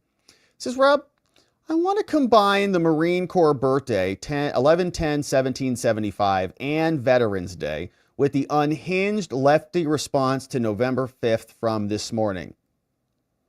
Our kids eat what we feed them. Our grandkids, too. I'm a Marine, 1968 to 72, the son of a Marine, 1941, 1946. Wow, those years. And the father of a Marine, 2011 and 15. And thank you for your service, and shout out to your whole family. November 10th is the Marine Corps birthday. I texted my son, as I always do. Happy birthday, brother, because in this area, we are not family, not father, not son. We are part of something much larger. We are brothers, Marines. His response shocked my socks off. Says he responded. He says, Abby, my 10-year-old granddaughter, asked me a question yesterday about the oldest person alive. My son responded to her something about a 118-year-old woman who just died. Abby answered, says, no, you and Grandpa are 249 years old because you're Marines. I responded to him, she's an absolute gem. She is loved, nurtured, cared for, and fed. Abby has a 4-year-old brother and a 1-year-old sister and the responsibilities that come with being in a family. I recently heard Erin, the mom, talking about, and to Abby, the daughter, saying, Abby is a big help. Aren't you, Abby? To which she responded, yes, I am. The lefty decried on TV that her daughter, and Crash is responding to a comment from Representative Katie Porter, who said that her daughter, in the aftermath of Trump winning, came out and said, I'm going to get AR'd and have to have an abortion. And she's like, yeah, honey, you are. It's like lunacy for a 12-year-old. She was in tears after Trump won, saying she might be AR'd and not able to get an A. The 12-year-old was fed that, unwittingly perhaps, but fed that nonetheless, and traumatized by her own parents for the sake of politics. Says, our kids eat what we give them. I pray God that we feed them properly. Crash, what an amazing comment, and thank you for dropping that on this beautiful Veterans Day as we pause and reflect on why our veterans are so great. You have delivered a beautiful example. So thank you for that. And shout out to your family, shout out to your son, shout out to your boy, to your granddaughter, to mama over there, and to everybody. It sounds like your kids were fed properly. It sounds like you were fed properly. And so we know that that tradition will continue. We honor our veterans today, Crash. Thank you and your family for your service. We're grateful for you. Thanks for the comment. Knox says, happy Monday, all. I am just beginning to realize just how amazing and important this win really is. I am also more convinced than ever that if we had lost, they would have also come for all of us. You're right, Knox. I know, man. It's like, ooh.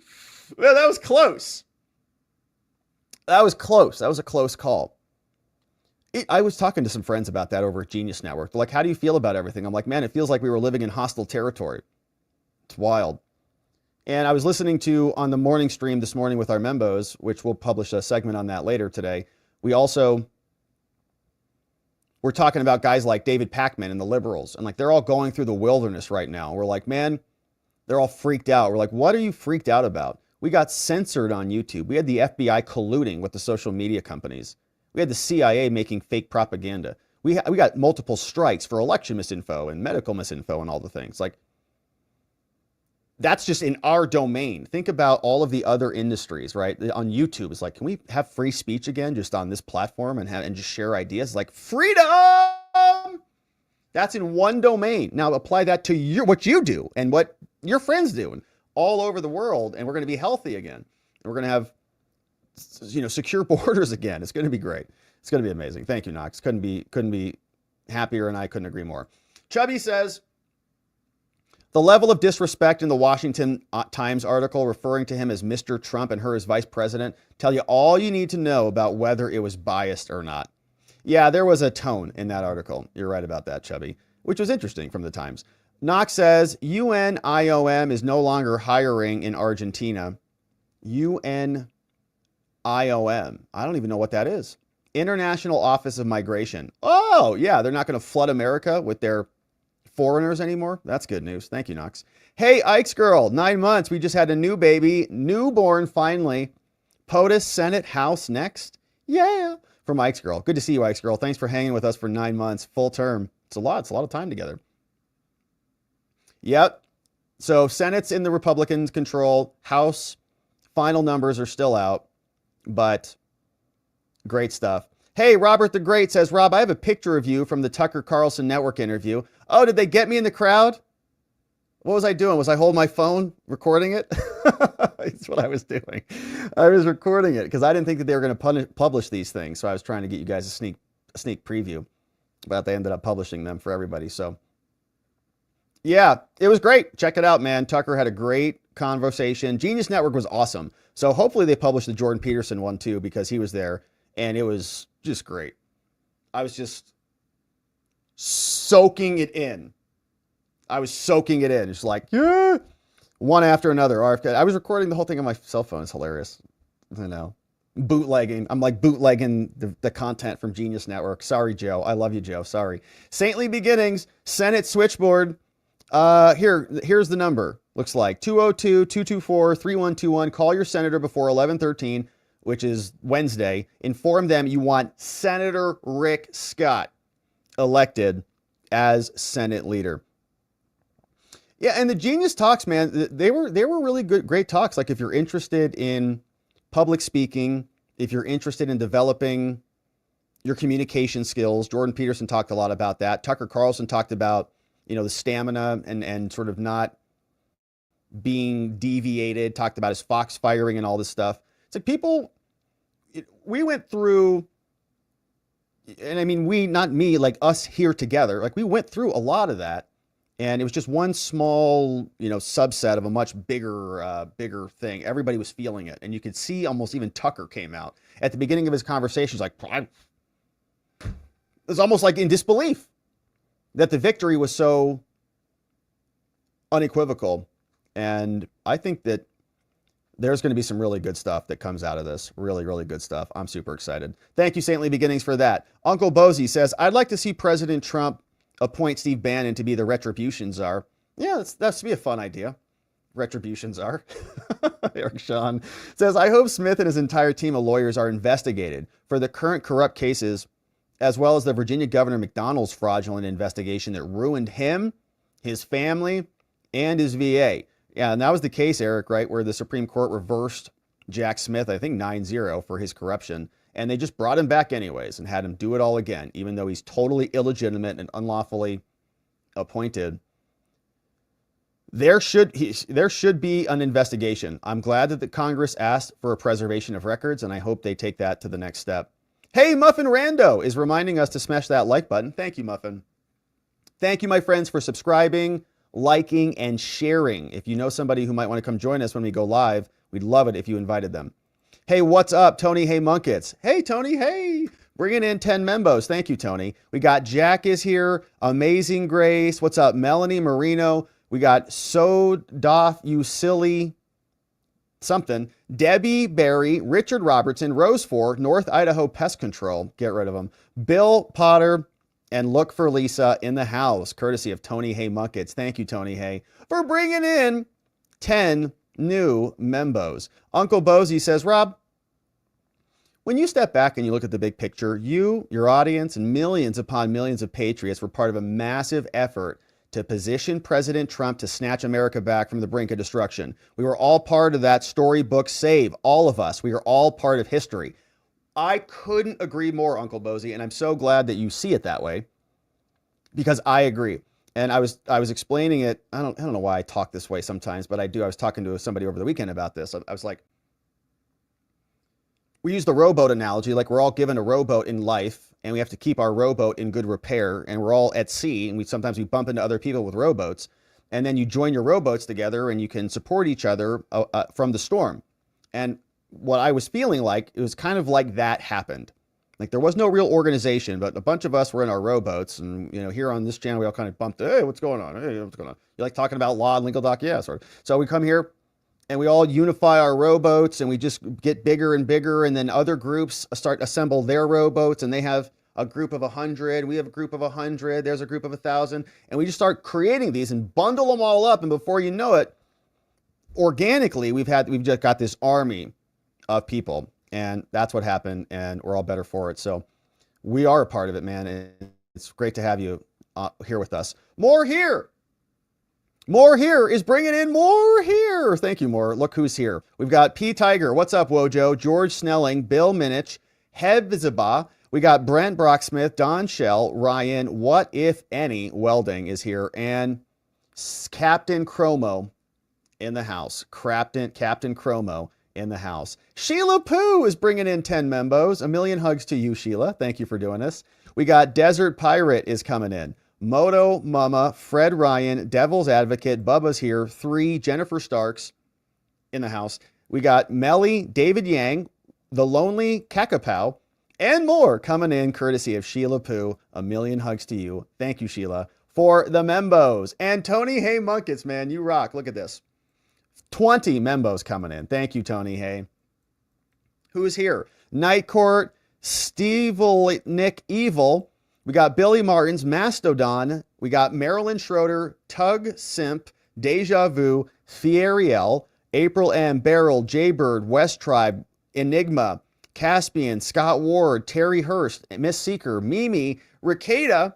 We got Hercules in the house, all gifted membos, courtesy of Tony Hay Munkets. Thank you, Tony Hay. Stephen O is a new supporter. Welcome, Stephen. We got Jack Smith.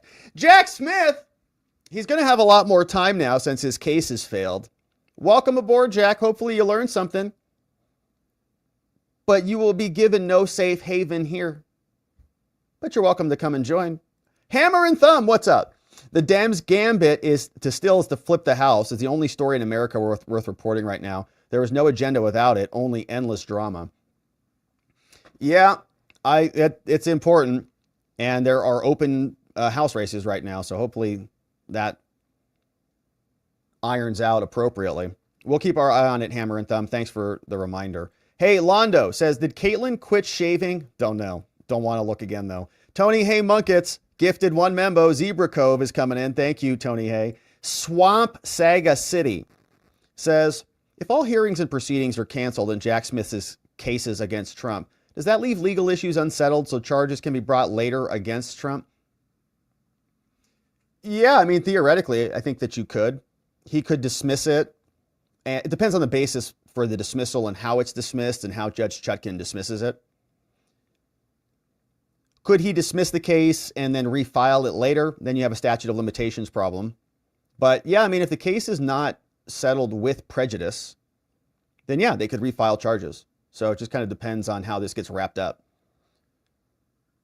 Now, I don't think that that would ultimately happen, but it is a possibility. If they brought the charges again later after, because they're not going to indict a sitting president, but the statute of limitations on that probably will expire, I would say. If they're J6 cases, so that'd be 2021, Trump gets out 2028, 29. I don't know, might expire. Good to see you, Swamp Saga City. Good thing to keep our eye on. We got F. Joe Biden says Mitch McConnell needs to be FBI investigated thoroughly for his finances, anything, because that man's trying to give a big FUD to the United States. Yeah, we got questions about Mitch McConnell and his love of foreign wars and China and Ukraine. Gator Aaron says, after all these years covering the Trump trials, wouldn't it be great to cover all the trials against the criminals that drove against Trump? Yeah, it would be great. From the prosecutorial perspective, it'd be a lot of fun. Hopefully we get there. Hey, John Thune says, Kimberly and I are heartbroken to learn that a U.S. Capitol police officer has died heroically defending the Capitol against despicable violence. No, he didn't. We're praying for the officer's family and for all the members of the Capitol Police who are mourning the loss of their fellow officer. No, he didn't die defending the Capitol. All right, he died of natural causes the next day. That was Brian Sicknick, and I'm not happy that he died, but he wasn't dying defending the Capitol. And you can look at the Capitol Police's own press release on that. GDL MAL says the MAGA team, blessed are the veterans. Amen to that. Here's one from Glocky. Says, whatever happened, the Trump administration owes the Amish community a huge debt of gratitude for coming through to fight on their behalf. Using the federal government when Pennsylvania keeps targeting them for selling raw milk. Robert Barnes, who we hope is recovering well, feeling good, is up to his eyeballs fighting this fight. GDL says, I am illegal and MAGA all the way, baby. Hey, man, we appreciate you being Team MAGA. Thank you, GDL. Hey, Angry Bellsprout says, no fan of Fuentes, but interesting how proud of doxing and death threats the left has been the past few days. Are they doxing and death threatening him? Yeah, that's not appropriate for anybody. It's not appropriate for anybody. It's illegal and totally unsafe, and people get killed. So it should never happen. Doesn't matter who you are. GDL says TDS recovery mode in the House. A lot of that going on. Glocky says lawyers in D.C. are now telling their intelligence officials and other high-profile officials to leave the country before Trump can arrest them. This CNN report is wild. All right, I'll take a look at that one. Hey, Wojo, you're going to see like Christopher Wray is going to go what? Seek exile in Russia? Wojo, what's up, Wojo? Hey, and there's a nice Trump cat. What's up, Trump cat? What's up? That was the same old lady that got me fired from my bank teller job. She came to my booth and asked if I would check her balance, so I pushed her. Oh, get it. Hi, I'd like to check my balance. So you push her down the flight of stairs. Not so good. It's not so good at all. Hey, Libby T. Have a great day, Libby. Thank you for this, Libby T. Bringing in 5 membos. Look who's here. Al Seep, Norman Conibelt. We got Great Rate Jake, Nancy Randall, and TPJ gifted membos courtesy of Libby T. Have a great day, Libby. Here's one from Scott J. Says, longtime lurker, have you heard about the emergency meeting called by the Pentagon with some undisclosed Dems and Dem governors concerning the election outcome? No. I have not, but here's some follow-ups on this. Ray Ronk says it's been pretty widely talked about in the veteran community. I mean, why wouldn't it be? I mean, if the FBI is shell-shocked, as we just said, and we just read in a report, and freaking out, if the DOJ is freaking out right now, terrified is the word, what do you think the DOD is doing? Absolutely the same thing. Now, I don't know. I haven't heard about undisclosed locations or anything. Steven says there was something on RAV this morning, very interesting, but Torn says they shouldn't be meeting at all, separate branches of government. RT Chick says they're not planning a coup, are they? Big Wiggle says, if not this, it's guaranteed to be something nefarious going on behind closed doors. Yeah. I don't trust them at all. And they've admitted this. Even last time in 2020, they wrote that Time magazine article like the OJ murder, if we did it. And they told us about Podhertz and the whole Was it Podhertz, the AFL-CIO guy? Maybe that wasn't his name. But they had a whole team of people who were rigging the outcome, and they admitted it. So GDL says domestic violence, coercion, programming from Democrats and actions, billions of dollars are being spent on that agenda. A lot. Brainwashing and programming. We got Marsu Landia. What's up, Marsu Landia? Thanks for becoming a membo. Check out that morning stream from today. Pete Smith says, praying for you and your family, Spuds. Thank you, Pete, for sending some love their way. Former says, when can we expect to hear from the appeals court on the $400 million civil judgment? Let's get started on disbanding the DC Federal Circuit. Yeah, the DC Circuit, I'd love to see them go away and decentralize a lot of the power out of that location. But I don't know. I think it's an open-ended right now. And part of me thought that maybe they were delaying it until after the election, just because. So maybe we'll see something now that that's over. Daniel Duncan, what's up, Daniel? Thanks for becoming a supporter on the YouTubes. See you tomorrow on the member stream. 1,000,000 hugs to Sheila Pooh for bringing in 5 more membos. Thank you, Sheila. David Harden is here. Mustard Seed. John Sparrow, The Mask is here. And Kathy Trout gifted membos, courtesy of Sheila. Thank you, Sheila. We got More Here is bringing in More Here. Little Onion, Kanani Miranda, Aaron Hack, Sarah Carricker, and Lil Darker in the house. Thank you, More Here. We got Big Wiggle. Says, why are we allowing the Republicans in the Senate to hold secret votes for majority leader? We just handed them back control. And the first thing they want to do is poop in our hands? No, says Big Wiggle. No. Yeah, I think that's a Mitch McConnell situation. And Trump hasn't expressed his opinion one way or the other. I don't know that he will. But shenanigans are afoot, and you can't trust Mitch McConnell. Hey, rub some dirt on it. Hey, amazing. Says, I re-up for the year. Let's go. Thank you, rub some dirt on it. Thanks. Looking forward to watching things unfold. We're going to have a lot cooking. And we're working on some cool stuff over here. I was sharing with membos this morning about this AI project that we're working on.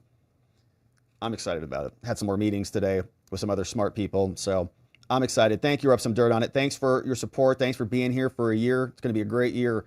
We're entering the golden age. Boopsie says Trump is in the process of keeping his 2016 campaign promise. You're going to win so much, you'll get tired of winning so much. We're already winning a lot just 1 week after the election, but Boopsie is not going to get tired of it either. No, you're not, Boopsie.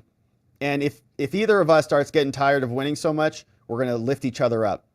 We're going to keep winning. We have to keep winning. Knox, what's up? Says, hey, Knox, a thank you to all who served. Thank you, Knox, for saying that here today. We got Wendy Donnelly. What's up, Wendy Donnelly? Bringing in 10 membos. Dottie's mom. Thank you, Dottie's mom. Crazy Cossack is here. Samantha Whitehall, Stefan Stilberg, Angela McCamish, Jim S., Rockin' Roth. We got Donnie Larkin. Nunya Business is here. Wally Awesome and Dana Phipps in the house. Courtesy of Wendy Donnelly. Thank you, Wendy, for bringing in new friends. Knox Bierman says, I was banned for life from Facebook, censored on old Twitter, had my bank account seized in Canada when I donated to the Freedom Truckers. Oh my gosh, I didn't know that, Knox. I shudder what we all would have endured under a Harris administration. Yeah, they just would have doubled down on everything. 4 more years of what they had already done to us would have been brutal. Rick Donner, what's up? Says, just finished looking at the outstanding House seats, and Republican is up in 8 of them, so we should be holding the House. Yeah, I think even Decision Desk was pretty solid. Yeah, there you go. Try that one. So I think the prognostications are pretty solid. They're going to hold the House. What's up, Londo? Says, love it, Rob. Thank you, Londo. Glad you were here. Thanks for saying that, supporting us. GDL says, health should be a priority. Yeah, there's a great quote, right? A man who has his health has a million dreams. A man who doesn't has one. That's a good one. Hey, Donald Olson. What's up, Donald Olson? Rambler gifted a membo. Coco's World is coming in. Truth Always Wins. Robert Morey and Benjamin Lewis gifted membos, courtesy of Donald Olson. Thank you, Donald, for being a membo and bringing in 5 new friends for us. Grateful for you. We've got this one from Glocky. It says, breaking news, the Republicans now take the House. They have flipped Alaska's at-large seat red. Decision desk is called 217 for the GOP. But for audience purposes, says the GOP officially will control the House of Representatives. So that's good news. Oh, hey, Roy MC says, Daily Wire have submitted the Am I Racist movie for consideration for an Academy Award. I hope they get it. I hope they get it, too. I haven't seen it, but it's better than anything else. Number one Christmas toy for 2020 just dropped. Trump's dump truck and McDonald's Trump. I love Legos, man. I grew up on Legos. I love Legos, so I'd buy those. Hey, John Uhlman. Thank you, John, for the dono and for being here today. Appreciate you. We got BD's here, says, can we take the investigations to where the problems here actually started? Please start with Comey and Clapper. We need a stern attorney general. Yeah, I'd be curious to who you think that should be, BD. There's some good names floating around there. I don't have a strong opinion on it yet. I need to think about it a lot more. Ben A says, hey, thank you, Ben. Says, thank you, Robert, for calling out the deep state who infect both sides of the aisle. You're right about that, Ben. It is. It is a lot. And you start to see it, I think, as these details get ironed out, as the Senate leadership battle slowly materializing. Now we're questioning, who are the real players? Who's controlling the balance of power over there? And how's this going to shake out? We're waiting to see what the Democrats do, too. Conversations in California about them creating a response. Tish James came out last week and gave her little press conference. So it's interesting. Republicans are just as nefarious as Democrats, so we got to keep our eye on them, too. Francis Waller became a supporter. Thank you, Francis, for signing up. Grab the stream from this morning. We've got this one from Glocky, says, with such small majorities in the House and the Senate, the next fight is going to be between the leftover rhinos and the America First agenda. I have no doubt Democrats are working with people like Romney to thwart Trump's agenda. Yeah, I think that could be true, too. And you might have another situation where you get a bundle of squishy Republicans that pop up. Like 7 or 8 of them, right, that say, we'll caucus with the Democrats on this issue. We'll keep our eye on it. Pookie's Ma says, hey, Rob, so glad you had such an inspirational weekend just off a euphoric week. Is there an update on Kerry? Haven't heard any update since the Thursday drop. Yeah, it's not looking good, actually. So I think the margin is up to about 70,000 votes now. And I don't know that she'll be able to close that gap. I've seen some people call it. I've seen other people not call the race. But there was one entity that called the race. I think maybe here locally, NBC 15, ABC 15, whatever it is, called it for Gallego. So we'll know more as soon as the final votes are in, and we'll get our bearing straight on what the legal situation looks like. But right now, they're still counting, and they were still dropping ballots at the end of the day. But the margins were not... The most recent drops actually increased the margin between the two. So we'll keep our eye on that one, too. Thank you, Pookie's Ma. It was a great weekend. My brain is full, but I am very glad to be back. I do miss missing the show. Hey, Greg, 8 months as a membo, says, prayers for the family and friends, 333, rest in peace. There are drug ODs daily. Yeah, there are. It's a tremendous crisis. Drug ODs every single day. Scott J is a new supporter. Welcome aboard, Scott. Glad to have you as a supporter. Thanks for joining. We've got Dextrose. Numbers, 70,000 down with 90,000 ballots left. Yeah, that's rough.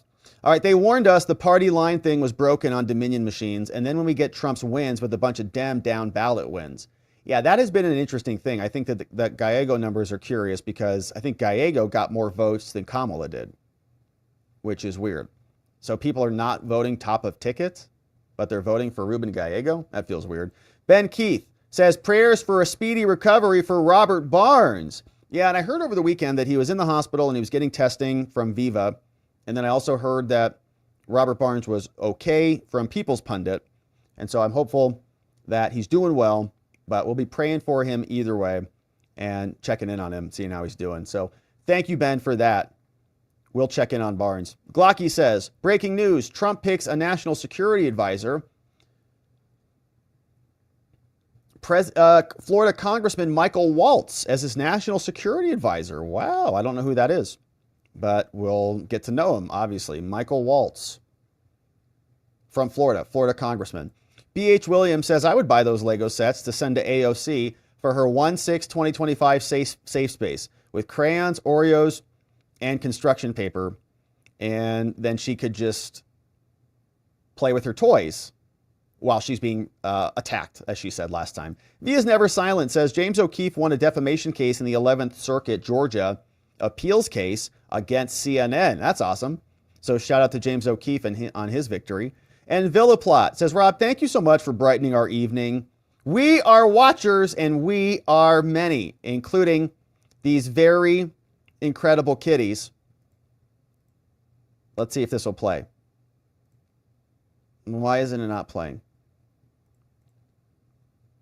Because it hates me. All right. Well, those cats are playing. All right. They're looking around at the sky.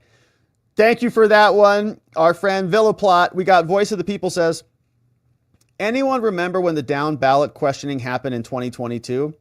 Same thing, but most mail-in ballots went Trump. Worried about that. From Voice of the People. Interesting. Yeah, I did that happen in Senate races in 2020? Weird things. Why would you vote for Gallego and not vote for Kamala? Doesn't seem like that is probable, but apparently that's what happened. Walls was a career U.S. Army Special Forces guy. I'm sure he's highly qualified. I just don't know much about the dude. Yeah, and ELZ says, if Carrie Lake isn't senator, she would make a great press secretary. She would definitely agitate the media. No doubt about that. And so, my friends, thank you so much for those incredible donos. Very much appreciate your work and your support. And hey, speaking of Joe Polish and the Genius Network, so here's the event with Tucker Carlson. And he was there. Your boy was, see if we can find your boy. Let's get a crowd shot. I was like right in the crowd. Where was I? All right, now I broke it. That's what happens when I click around too fast. But I was there, my friends. It was a great, oh gosh, we don't want that. It was great. It was a great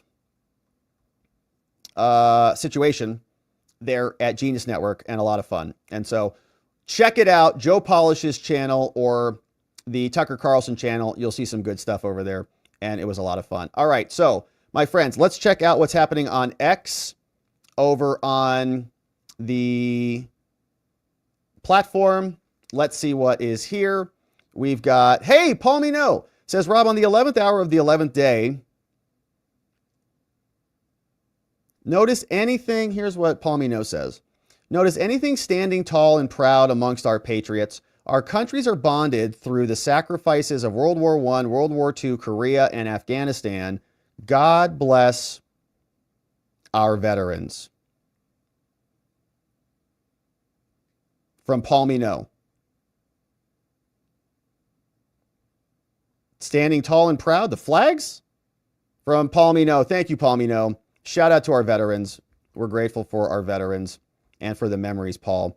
Thank you for that one. James Pepper, what's up? Paul Mino is saying public service announcement for the bros on Telegram says somewhere a man is thinking about wearing Lululemon, which is... If it's you, know that you don't have to suffer in silence. Please reach out to a bro today. Bros, don't let bros wear Lululemon. Help is available. Call now. 1-800-STOP IT.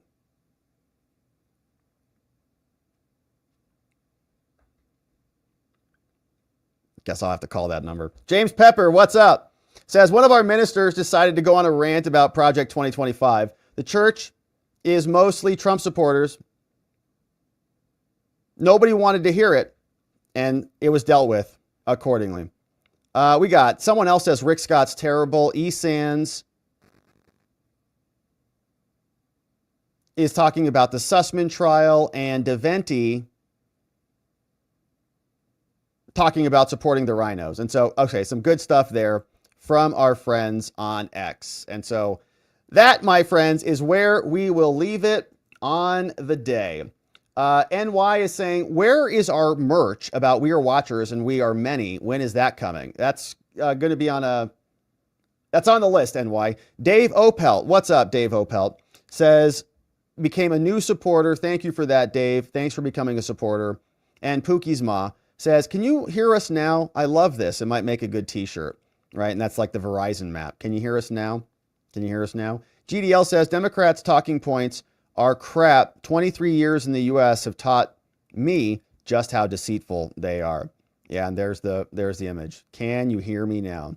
Can you hear me now? Good stuff. Okay, and so my friends, we are going to wrap it up right there. We're going to head on over to Locals, watchingthewatchers.locals.com for our members only after party. We're going to debrief, say what's up to our friends, check out some great comments, and see what's happening over there. We'd love it if you joined us. Membos, we do members only streams in the mornings. And if you're on YouTube and you're a member on YouTube, you can join us on the private Telegram chat by clicking to the community tab, scrolling down, and grabbing the private Telegram link and join us for the after party. But otherwise, my friends, it has been a beautiful stream. Thank you so much for joining us. Thank you for subscribing. Thank you for liking this video. And most importantly, thanks for inviting someone you know over here, sharing a video with them so that they can join us when we go live. But we are going to wrap it up right there for the evening. Of course, we're going to come back tomorrow. Thank you to our amazing mods and meme smiths. Donut Mind Me, John McGarvey, K Bean, Carrie B, playing hooky in the house. It's great to see everybody. We are going to leave it there. Head on over to Locals. But tomorrow, we are going to be back here to get into it again. And in order to do that, we're going to need to see you right back here so that together, with your help, we can shine that big, beautiful spotlight of accountability and transparency down upon our system with the hope of finding justice. Make it a beautiful night, my friends. Sleep very well. I'll see you right back here tomorrow. Bye-bye.